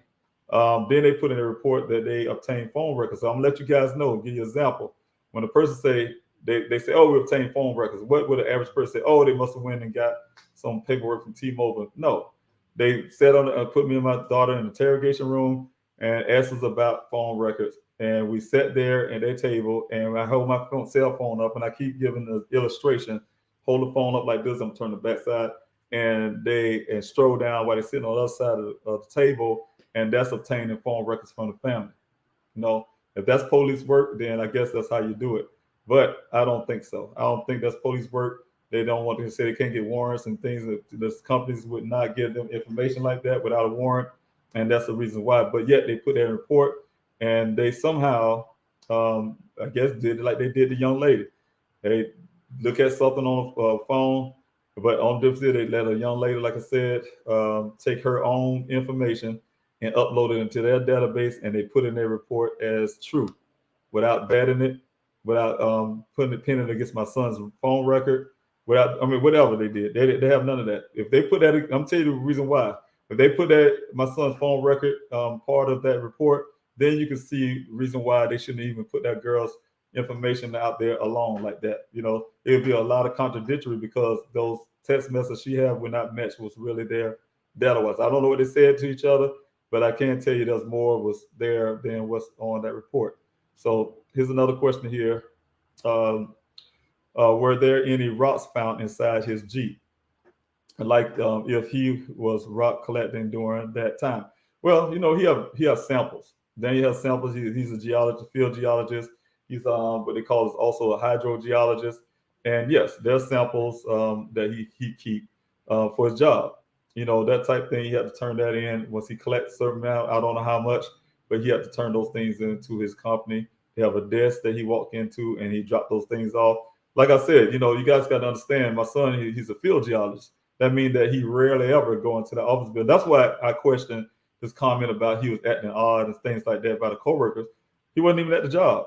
Then he get his assignments from his computer, and he gets assignments from the computer, and he just go to those assignment areas, you know. So how they say, oh, he was acting strange that day or whatever the case may be. My son didn't even come to the job location. He's like I say, that's why he had his work computer in his vehicle. He get assignments. So that type deal, he get the information with whatever website you go. He can make a phone call, say, hey, how to get there, like he did with the man at the website. Hey, give me directions, you know, whatever it may take, but that's what it is. As in rock collection, he did have rock collection in his apartment. I didn't know anything about rocks. I was wondering why he had this display of rocks, and I was looking at that. But then once I talked to the geologist at the searches, they said, hey, Mr. Robinson, this is a geologist thing. We all have rock collection. So, you know, they collect rocks and enjoy rocks. They know where they come from and what type of rocks they are and things like that. So, AP, did you ever get the video from when Daniel's vehicle was at the gas station to confirm it was him driving and he was long? I didn't get a lot of things. You know, this department would claim all the stuff, but they never pull any evidence about it. When I asked for it, they say he was at this gas station, but conveniently they didn't give me. Like I said, everything's always conveniently. As for let me see the footage. This is a gas station. Let me see the footage. It was still within those 30 days. Let me see the footage. And we verified he was at the gas station, but they don't have no footage to show me. Right? He had been at this Waffle House. They say this. That's when they say, hey, we have footage. We have video of your son at this Waffle House. Then I said, well, I want to see. I need a copy of that video so I can watch and see myself too, right? See my son to verify that it was him. Oh, what they gave me is still pictures of the video. Excuse me. Excuse me. All thing I received was still pictures of the video. That's like you playing the video and you take the camera and your cell phone and you take pictures and give me that as a family member. Again, very disrespectful things like that as a family member, things we ask for and try to get information. So like I said, those are suspicious things to me. That happens because I don't get how and why we do things like that. But no, I do not have any video or anything like that. I don't have anything. The only thing I have from that gas station is a bank statement, a transaction on the bank statement that they haven't even seen. They put in the report. Ironically, they put, like I said, they put what they wanted to in the report. They put that in the report when we told them about this transaction. They didn't go look for that transaction, see it in the report, that bank statement. They got it from myself and my daughter. I'm a member of the USAA Bank. You guys probably know that USAA is geared to military people. And my son has a USAA account because, you know, I'm a military veteran. And he's definitely have to, be a military family member there in order to have that. I have 1 minute left, you all, and I apologize for, may have to cut this off, but I definitely have Gisla K. If she come on, she get off, I can finish these questions. If you guys are still hanging in there, I can come back to these questions and finish these questions. Thank you, Lakeisha, for yours. When was the sun-dried sock located? That sock was found a few weeks after, probably within a week and a half to 2 weeks after this vehicle was found from that scene. It wasn't too far away, not too long off, but it was some time. I would say probably even 2 or 3 weeks. I know the time frame. I got to look that up again to give you the exact date. It was that time frame, but I can tell you it was sun bleached. It was sun bleached because it's a little different from the one inside the evidence bag because, like I said, it was sitting out there, and that sun out there is very hot, and that sun will bleach socks. So thank you so much for that question. I will look into that and get those type answers for myself also. Thank you. All right. If I get any more questions, I'm going to go down the line. I would let you guys know. I have, this is David Robinson's father, geologist Daniel Robinson, who went missing on June 23rd, 2021. I want to let you know that I've been out here since June 26th searching for him, and I would not give up. If anybody need to know more about the case, please go to pleasehelpfinddaniel.com. You see a lot of information about that, about how you can help, how you can sign the petition, and also upcoming events. I will have the upcoming events page. I'll go ahead and publish that after I get off here. I'll be working on that, publish that, so you have the information about the upcoming candlelight vigil. Ask you guys to please support that. Please come out and support that, because I really need you to be out there. So thank you so much for your questions. I have Gisela K coming on with me right now, and from Grizzly True Crime, and as a guest. And I really ask you guys if you can hang in here with us. And after I'm with finished interview with Gisela, I will answer some more of your questions, and then I will end the broadcast. So thank you so much for being here. God bless you. So thanks so much. Right. I will make a little quick little stop real quick, a little live stream, a little ending point here for the Q&A, and then but just don't leave nowhere. I'm not going anywhere, but I'm going to start back here with Gisela K. I'll come back to Gisela K. Thank you.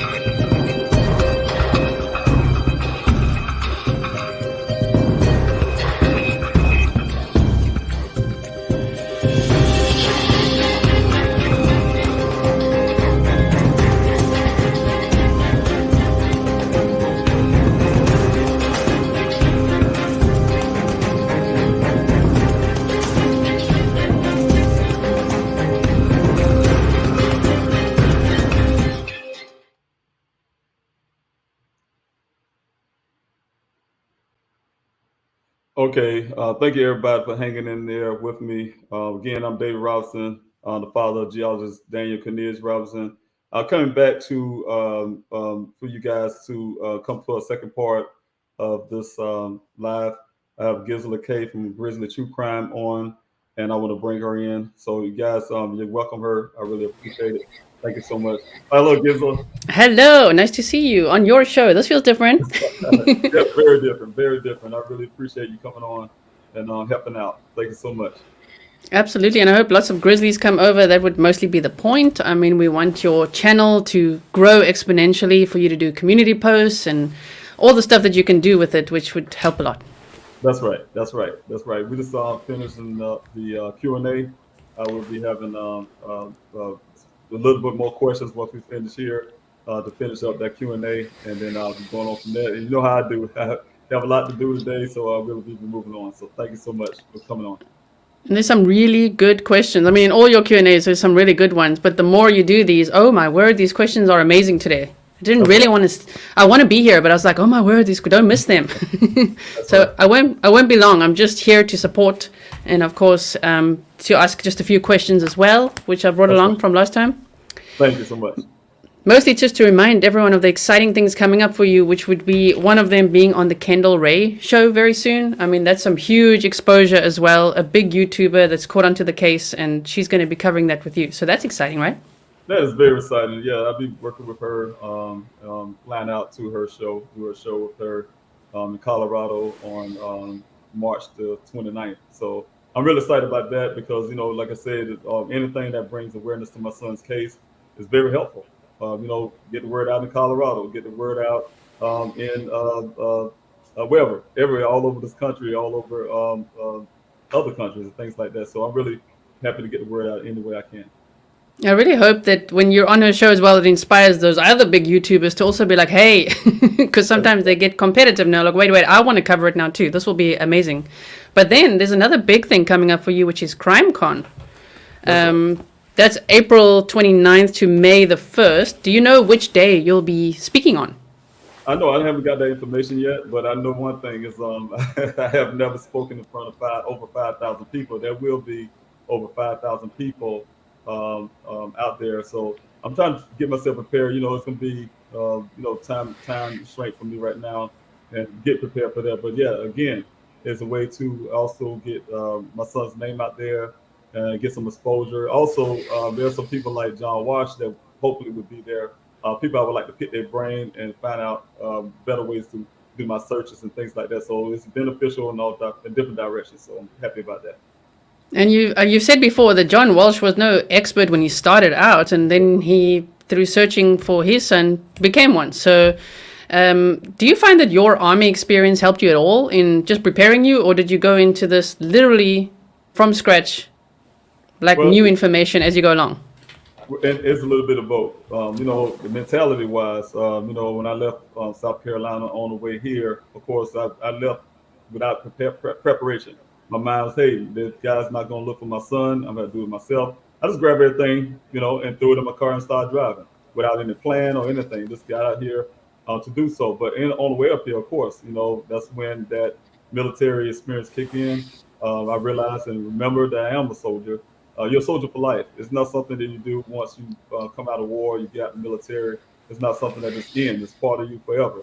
And one thing I do know is that, when you got a mission going, you stick with that mission. And my mission is my son. That means putting away my emotions to, different things to be able to perform that mission. So that helped out a lot for me to be able to use that training that I have, putting that mission first and all the, the skills and the mindset that it takes to actually be effective. So that helped out a whole lot. And also, like I said, my love for my son was a big driving moment for me, motivation and things like that. So that helped me out tremendously, along with what I'm doing now.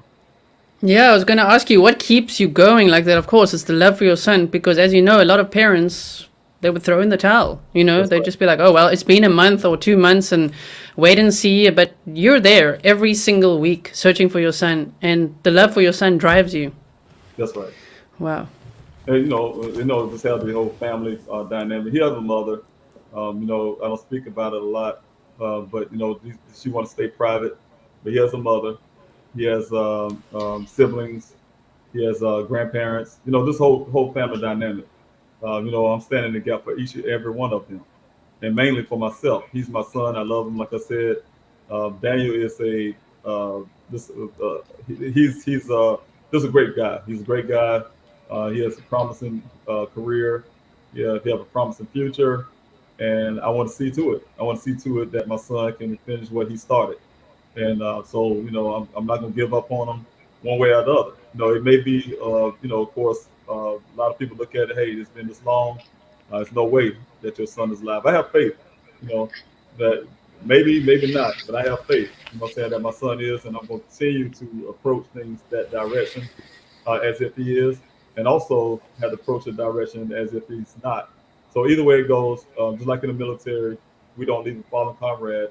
We don't leave nobody behind. We don't go to war and leave a soldier on that battlefield. We bring him back home. So my son will be brought back home one way or the other, and that's what I'm looking for. Yeah, a lot of the Grizzlies I saw, even in the comments of the last video that we did, they posted that they are extremely hopeful that Daniel is still alive, that you're going to find him. That's right. So I really like that we all share in that sentiment. Like you've said, this is that he's not like walking around the desert 8 months later, but you're looking for clues. You're not just necessarily looking for remains. You're looking for clues as to what happened to him, because it's so suspicious. It's so bizarre. That's right. Yeah, and those Wow. clues is important. And that's the reason why, my searches, I had to do a couple things. You guys know I'm trying to get forensics work on that vehicle, so I need to utilize, kind of tamper down on the way I'm using the funding to save money, but still keep the searches going, and also to also make the searches effective. That's why, like I said, talking to John Wash, for instance, is very important to me to get those kind of, I'm not too big where I can't take advice. I need those advices how to better search. But I do know in my own thinking, I had time to, when I took the search down for a week, give me time to think. And the most effective thing we've been doing out there since day one, it was line searches. Line searches are very important. In the line searches, that's how we found those human remains. And line searches, we found the human skull. Line searches, we found those clothing items. That was exactly how my son clothes are found in a different location near the well site. So, those type of things are found through line searches, and that's what I'm most so focused on right now. What a sinister area, because you also found beer cans, a cell phone, you found clothing, you found bones, and then the police also said, nah, that's animal remains. And then you said it had the marrow and everything was actually human remains. Like, it sounds like a very scary area. I'm not saying for your searches, I just mean for what goes on there. So it's very strange to me that the police are like, it's nothing. You There's a know, lot going on there. it is a lot. You can tell on some of the bones that's there, some of the items there they're very old. So crime's been going on out there for years, and it's astonishing to me that they was able to happen that way. And my son went missing in this crime scene. Like I put a letter out to Chief Hall, and they don't see it that way. Like you said, the fresh remains that was recently found. That was a scary, really scary moment. Outside of the ones that was really hard, when we do find those remains, that I do feel some sense of gratitude that we was able to bring some type of closure to our families. But however, at the same time, the ones we found lately was fresh, like you said, and that was scary, very scary for me as a father. And like I said, in that proximity where my son vehicle was found. So, finding things like that is always hard. It's always put me back to day one, especially when I found out that, according to that department, it's not my son, which I'm grateful because I pray to God I have to find my son in that manner. However, at the same time, we need closures. My family, just like I said, been on 8 months now. It's closures. There's no way that he's walking out there with no clothing on, and it's barefooted in that desert this long and still alive. So regardless of the fact, so I had to keep those searches going out there to cover those areas that we didn't cover. And I'm gonna tell people real quick. Sometimes you have to go over area 2 or 3 times to make sure because sometimes you can miss things regardless. You can miss things on the ground, but it takes to be on the ground to find those things. So I encourage that department to come out there and get on the ground. They say they did searches before. That's why I question it because if you're on the ground, you will find things. So that helps out a lot. Are you going to be testing that cell phone that you found on one of the searches that got put in the bag as well? That's right. Yes. My investigator have those, and definitely, yes, Oh. definitely search along with, like I tell you guys, I really need help with that. It's going to go along with the all the forensics things that I have here. My son have his pants, his shirt, the safety vest, all that need to scrub the DNA. His cell phone, the some stuff I can't get out of. I'm not a tech expert, but to be able to go forensically into those phones and get answers from his data off the phone. The vehicle itself, we do have information from the infotainment system that my former investigator got 800 page, I guess it was, I think it was like 800 page report for information. That's how we know the time, the date the accident happened, things like that. Also, the vehicle itself had to be scrubbed, vacuumed for fibers, tested for blood, that type of deal. All that stuff is expensive, so it need to be done. This is for me. That department don't feel like my son is worth an investigation, but I have to do it myself. My son is worth the investigation for me, and I'm sure to a lot of people who's actually watching now. Those other remains that were found, did you have to pay for testing those forensically, or did the police do that? I hope they did. Way, and I'm gonna say this too. When I seen out letters to Chief Hall and I CC the city managers and something, the city manager is his boss. When I say his boss, they the one that provide the money, and also to some of the other people like the mayor and all that. So that put a lot of heat and pressure on him when I see these letters. And in this letter, he's always accusing me of holding back evidence, right? You know, First of all, I'll say it like this and straight up. I don't know. I do not work for the Buckeye Police Department. He works for me. So I can never hold back evidence because if I'm out here on the ground, I find something and they're not there, they're looking for it, I don't owe them anything. They need to be out there on the ground. I invited them out there. They need to come out there and find evidence. Every time they go out there, they claim they went out there, they come back empty-handed. So, no.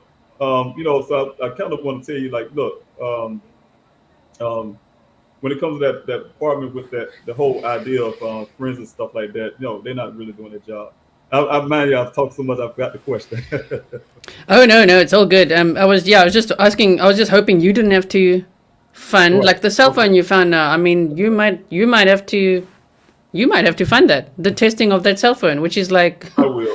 Like that's wow. going to be part of that forensic work. Like I said, but the other remains that we find out there, Gisela, that's what I said. That's what I was going at. I really hope they actually test those things or search out who the family members are and things like that because Only thing we do on the website is I have my website set up where the volunteers can take a picture. Even my search coordinator on the Gaia GPS is supposed to be when take a picture.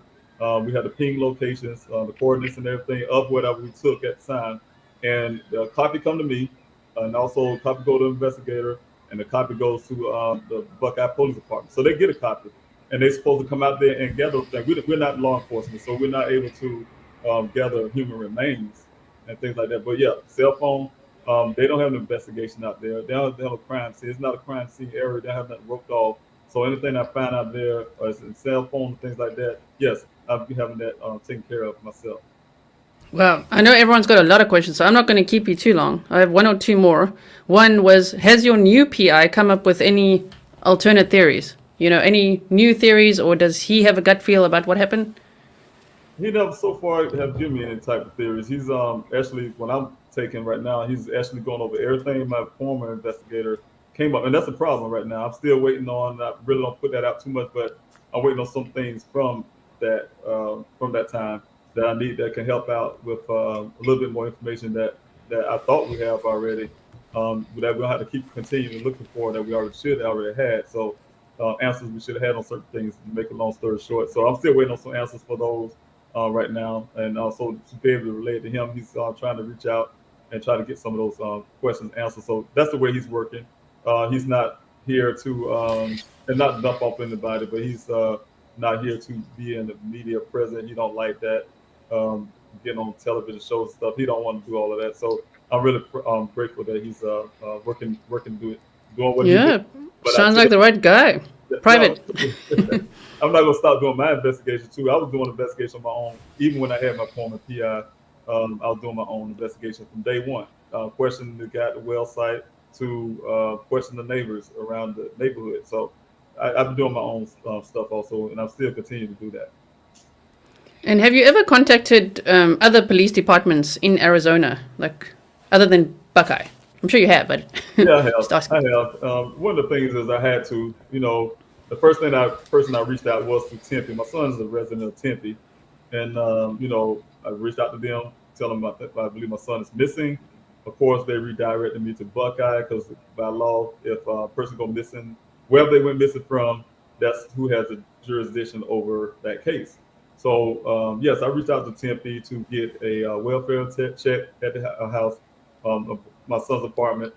I also reached out to them again to try to just go knock on his door or something, But I was able to get them to do that. Like I said, they didn't have that, even though he lived there, they didn't have the jurisdiction because he didn't go missing there at the point that we know of.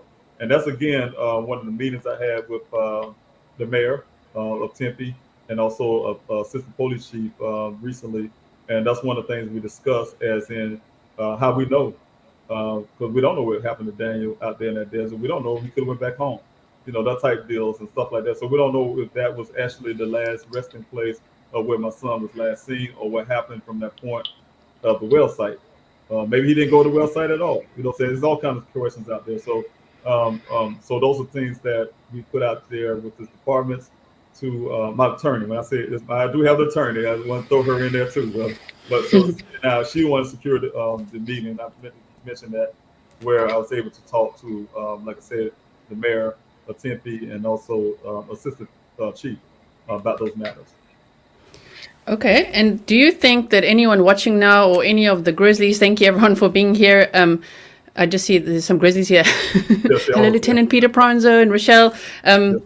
Is there anyone that you would like the Grizzlies, maybe, and your audience here to put a bit of pressure on, besides, of course, Chief Hall from Buckeye, but like maybe the Petito Foundation? What if we all email them and like, hello, can you maybe, help with this? Because I do know that they're very passionate about helping missing persons cases. I know that they've been aware of your case. I've seen them tweet a few times. So do you think that like a little bit of pressure, and I mean, not like harassing, just emailing and asking from multiple people at one time would help? Yeah, it really does. Even John Wash, I've been reaching out to him forever, and I keep mentioning him because I definitely need his expertise. But yes, yeah, that'll help out a whole lot. Of course, I'm also reaching out to nonprofits. I reached out to. I know people keep saying EchoSearch. That's over and over again.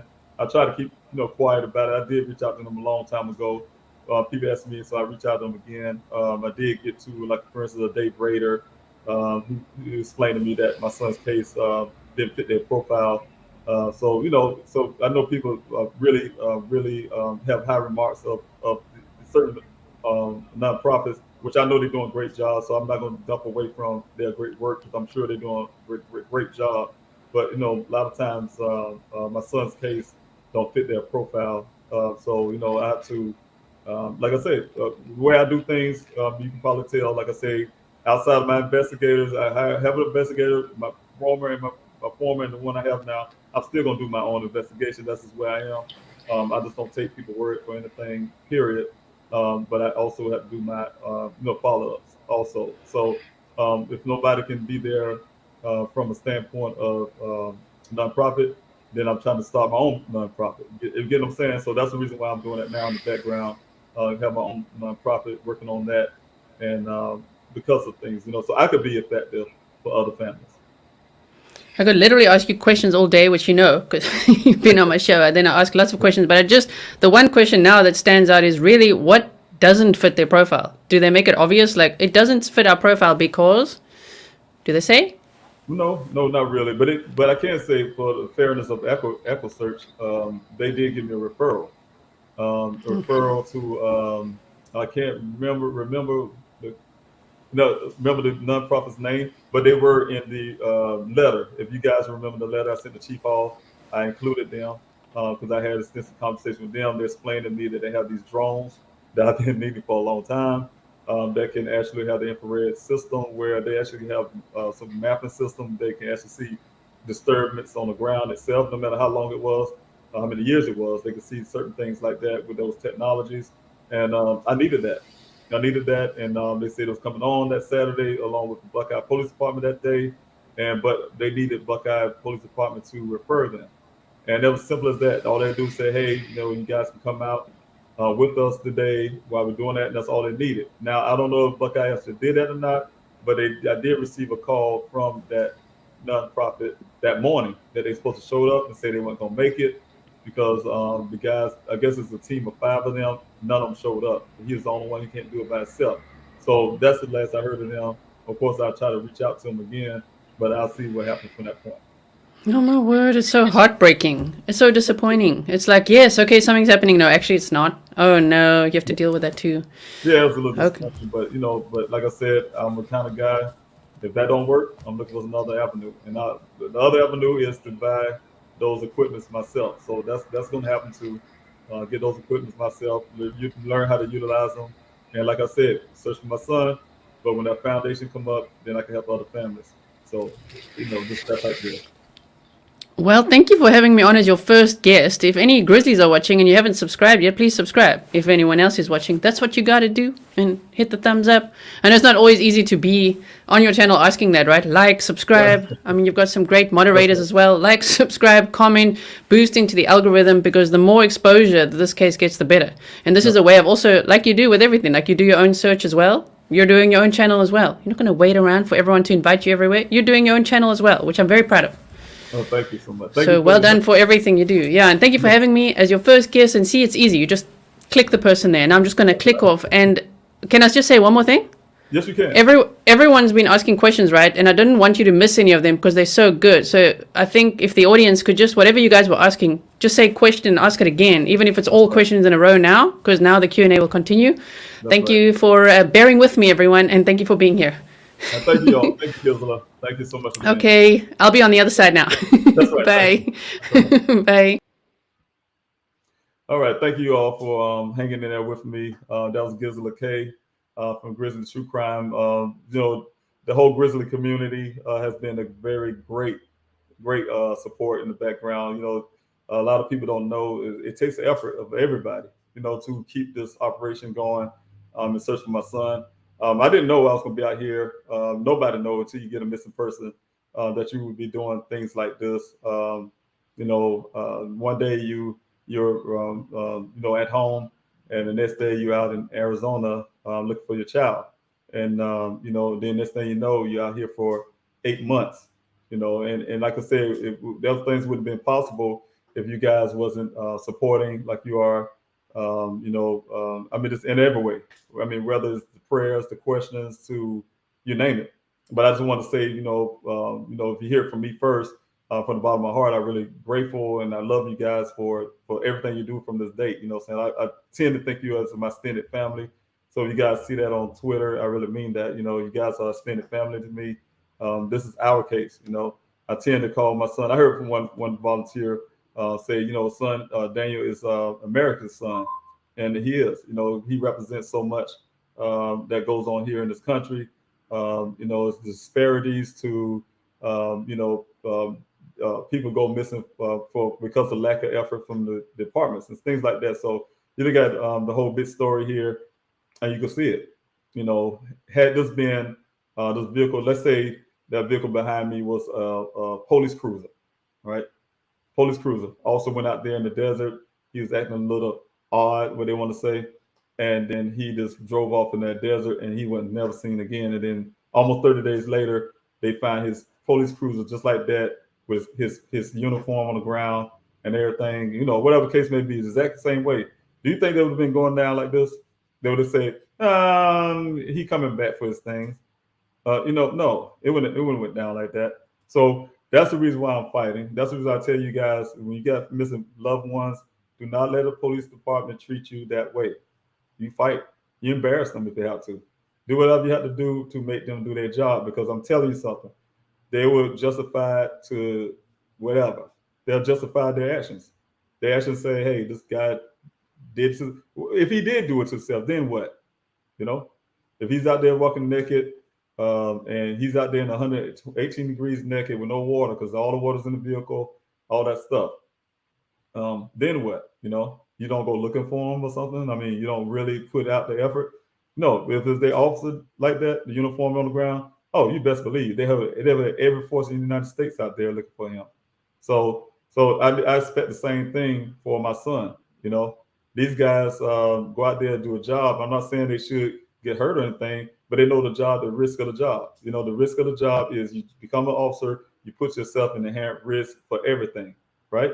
So, but my son is not an officer. He's a citizen. He's the person they sworn to protect and serve, and he's a resident of the state, and and this is how he get treated.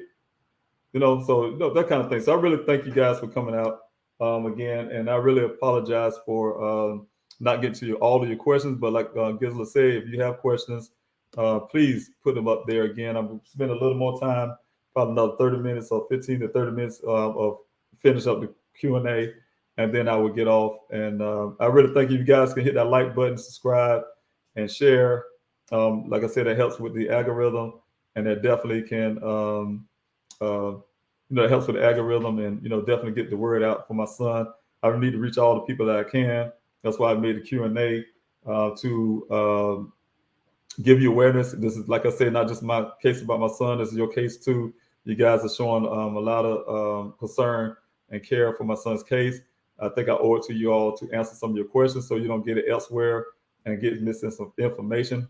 Cause I can tell you, my daughter came to me and showed a YouTube channel where this guy had he had stacks of paper, he had letters. I mean, whatever he had, all this paperwork that says that I'm a government agent. This is not real. My son is not real. This didn't happen. There's a big conspiracy theory, and all of that stuff. It offended my daughters.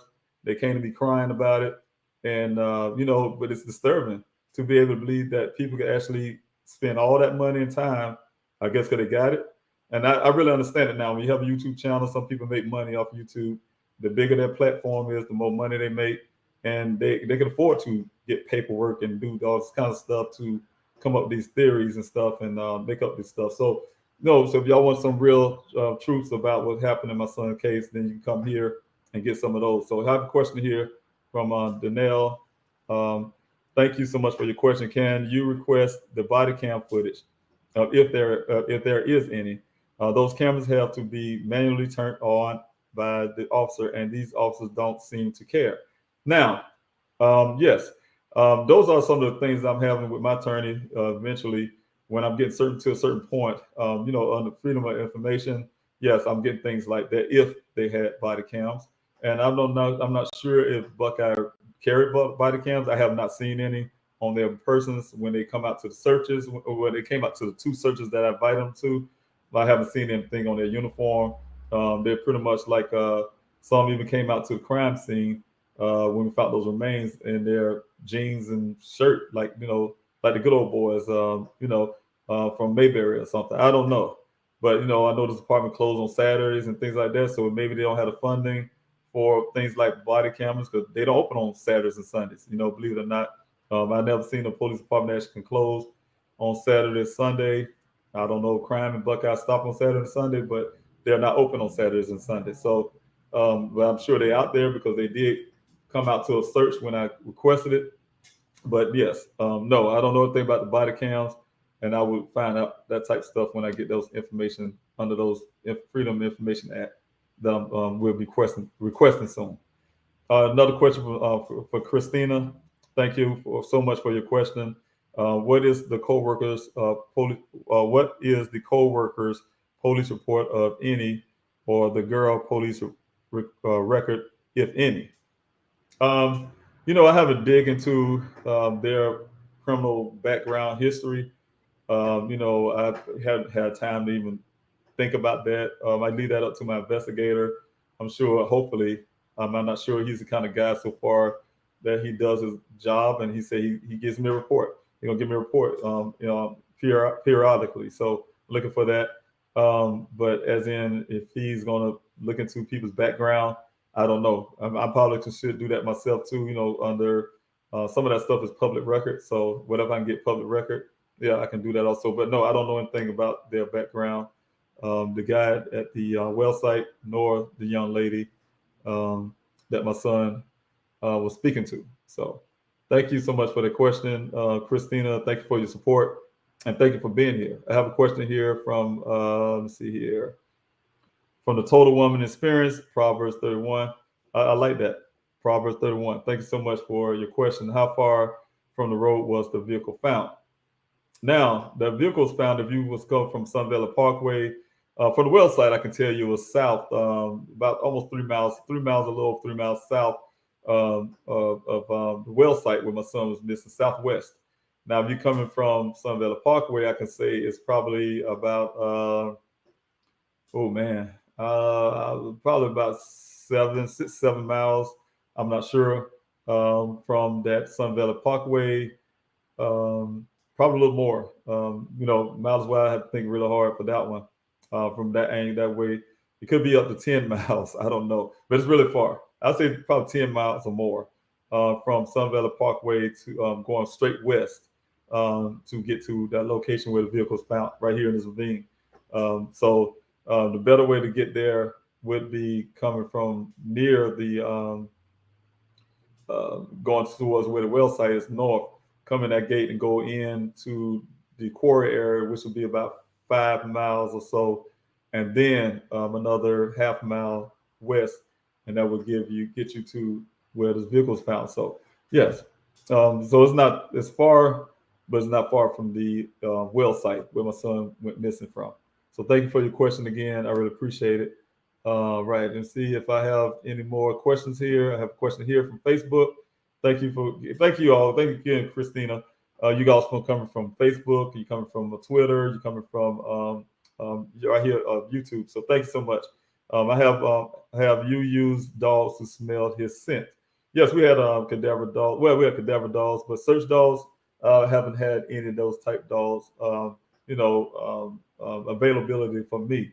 Now, Buckeye claimed that they had several when this vehicle was found on the 19th. They said they had several dogs, which the rancher said they only had one. But that's it to be seen. They had several dogs out there. They told me 2 search dogs and 2 cadaver dogs. Roughly, I think it was 2 or 3 search dogs, 2 or 3 cadaver dogs. I'm trying to remember exactly how he told me, but he did have the dogs out there. They're claiming, and they said they didn't come up. They didn't see no footprints, no nothing away from the scene, nothing saying he walked away or anything, and they couldn't track anything out there. According to the rancher, though, they only had 1 dog. The rest of the dogs was in training that week, which I'm going to find out that week and see if I can get that information, my investigator, because if they lied on that report about that, then that's another strike. So the thing is that dogs was on some kind of training, and they only had one dog, and that was a search dog. And they came out 10 o'clock at night or so, went out there towards the mountain, what we call now is Pride Rock, because there's a mountain lion live up there. And they said the dog's been stalked by that mountain lion. They put the dog back up and left. So that type of deal. But as in scent tracking, they said they didn't track anything. What was ironic to me is they explained to me that my son's old tracks going into the well site was washed away because of a little bit of rain. The rancher said it didn't rain that hard that day, which I don't know. I was there, but he said it don't rain for like about less than 5 minutes. So how to wash away tracks, and some things just don't add up to me when they give me these theories and these stories. The police officer say, "Hey, we see no footprints on the ground from your son walking from the scene because it must have got washed away by the rain." But at the same time, I can tell you, I've been out there. You can imagine for all these weeks, and we are constantly. Some of the tracks we have still out there after all this rain, still there. So I look, even the vehicle when they pull it out of there, that track is still there. So I'm thinking like, okay, why it so happened that when it's about my son's tires, to give me information about, the stuff they claim it was the rain that washed it away. But I can go out there right now, to date, and some of the tracks that we have from the summer is still out there. So and we had a monsoon season through here, and some of the tracks still there. So it's a lot of questions about that. But anyway, I kind of go off the question a little bit about the scent of that. No, I don't have any dogs for that. I do have. Matter of fact, I have a cadaver dog out in the area today doing some work for me. So a lot of things happen on the weekdays too, not just on the searches. So we do have dogs. I have dogs out there, and I don't know what Buckeye is doing, but as far as I know, they don't have anything going on out there in the desert. So, but thank you so much for your question. I'm trying to go down the screen here and see if I have any more questions. I'm getting close to a time where I had to cut this off. You guys, thank you so much for coming on. Again, for those who just come on and following this new channel, my name is David Robinson. I'm father of geologist Daniel Robinson, geologist who went missing in Buckeye, Arizona's desert. He was at a well site doing his job, checking water samples. And well, his job would have been that day to check the water samples and get rock sediments. But he only been on that well site for only 10 minutes.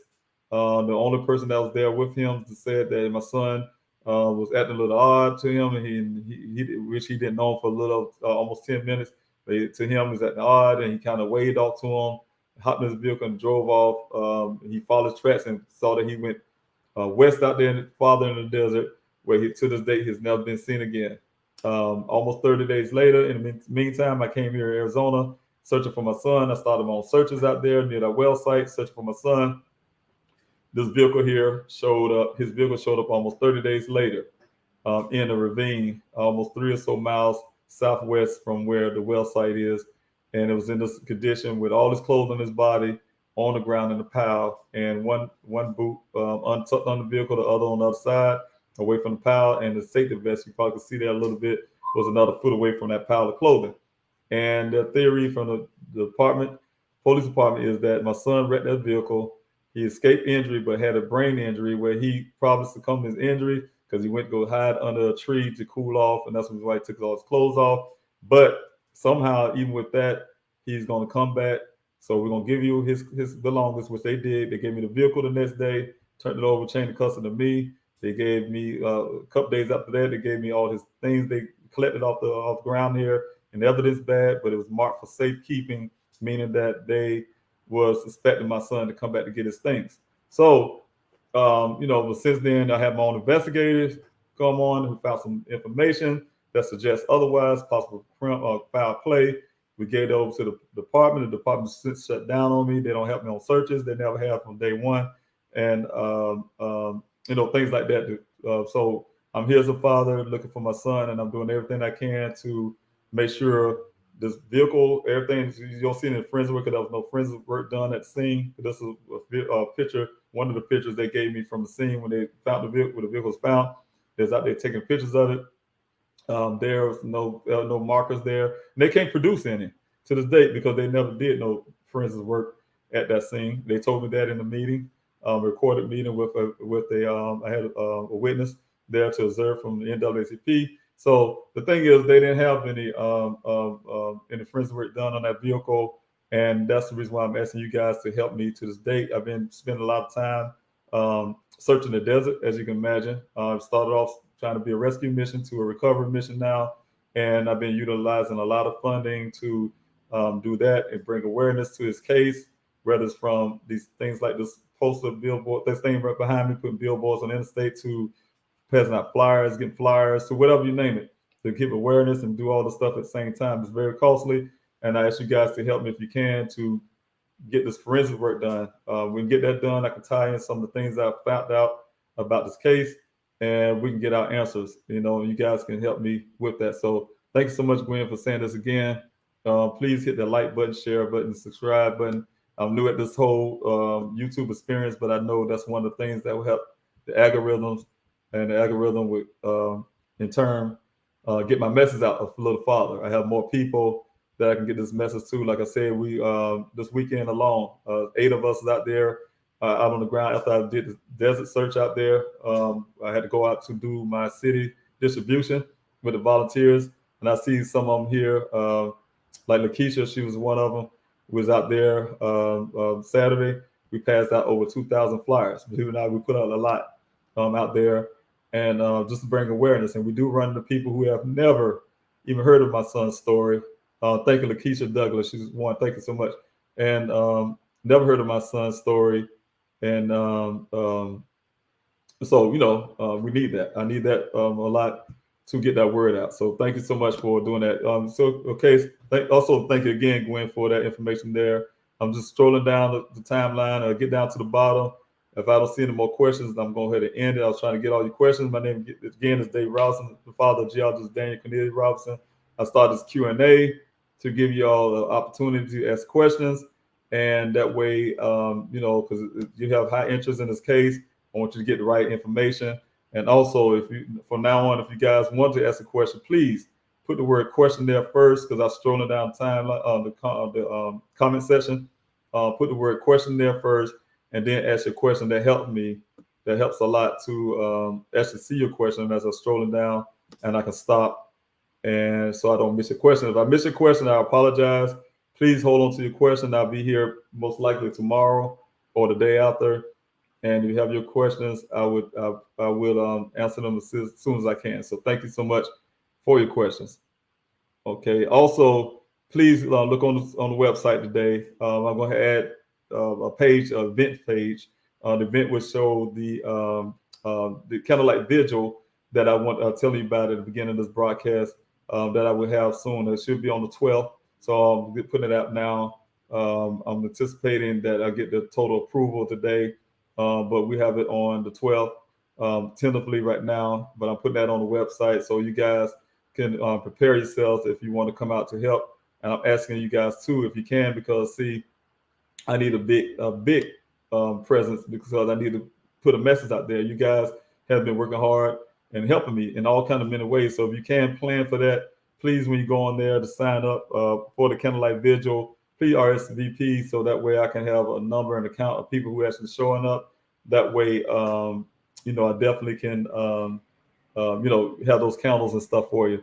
Can you mark the well on the search map, please? If it would really help in mapping this without the grid patterns. I understand the grid, but a lot of people don't. Okay, well, it should be there. Last I checked with my logistics coordinator. I don't see any. Shouldn't be any change, but they have should be a pin mark on that sector map that shows the location of the well site, and then there should be a vehicle symbol that shows where the vehicles last rested. And also with that, it will show, if you hover over those items, you actually get those coordinates. So if you go back on the website, I will check that out once I finish here. If it's not there, I'll make sure to put that there, because it should be already be there.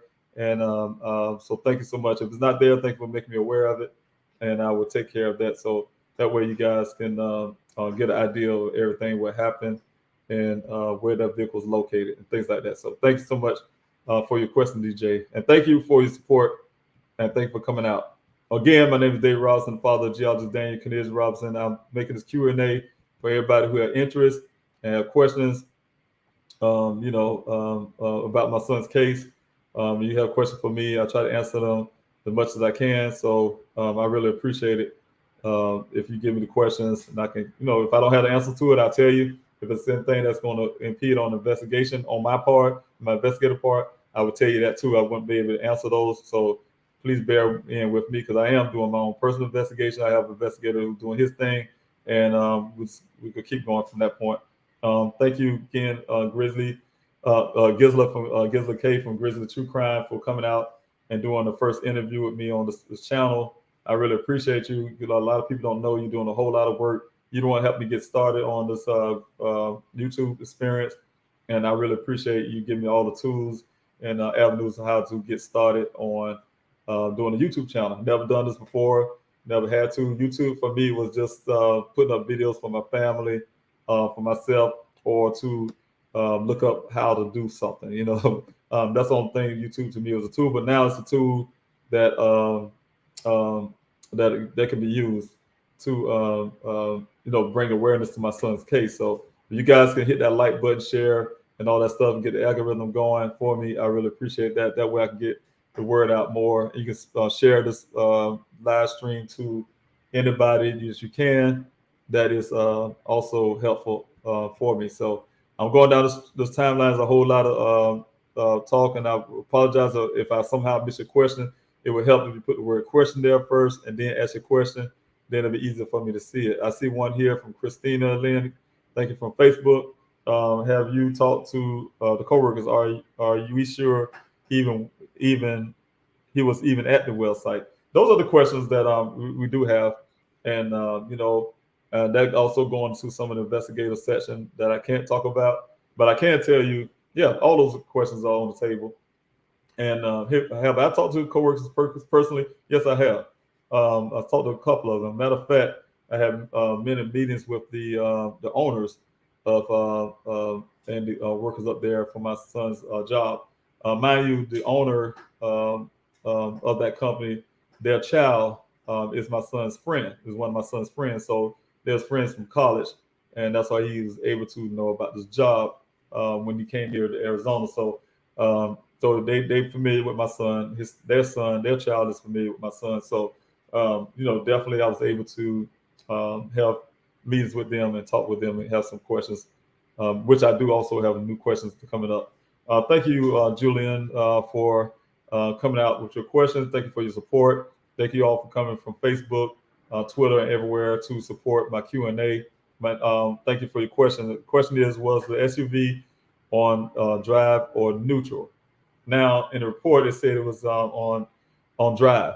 I also heard from a different time that was in park. So I don't know. I've been hearing a lot of different areas, but if we go by the report that they put out recently, they just really add that. Like I said, those reports, if you really pay attention, anytime we have these Q&As or not just Q&A, if it's some things I'm saying in the public, people have questions, and then you'll see it pop up in the report to answer those questions in a sense, And so that was recently put in the report that the vehicle was in drive. So I don't know. I don't know if that's the way they put that in there. That's my opinion. To say, hey, that's where the additional 11 miles came from, or something like that. Like the vehicle was rolling for, running for 11 miles, and then all of a sudden stop. That type deal. I can say a lot about that, which wouldn't make sense, but I'm sure they, in a sense, would put certain things, in my opinion, that would turn out to appear to make sense to a common person who really wouldn't ask a bunch of questions in that question. So thank you so much for that question that you have, Mr. Julian. Excuse me if I pronounced your name incorrectly. Thank you. I see you've been on Family Feud. Thank you. That's one of my favorite shows to watch. That's really good that you did. I hope you won. Thank you so much for supporting also. All right. Now, I'm going down timeline and see if I can get any more questions. I'm getting down to the end. And I really thank you for guys. Thank you all. Thank you all. That's it for me. Thank you all for coming on. Thank you all for watching. I really appreciate your time and your efforts, and I really thank you for your love. Again, please go to pleasehelpfinddaniel.com and get all the information you need from donating to sign a petition to how you can volunteer. So all of those things come in handy. So thank you so much. I'm David Robinson, father geologist Daniel Robinson, searching for his son. And thank you again. I will talk to you next time, and be blessed. I love you all. Thank you so much.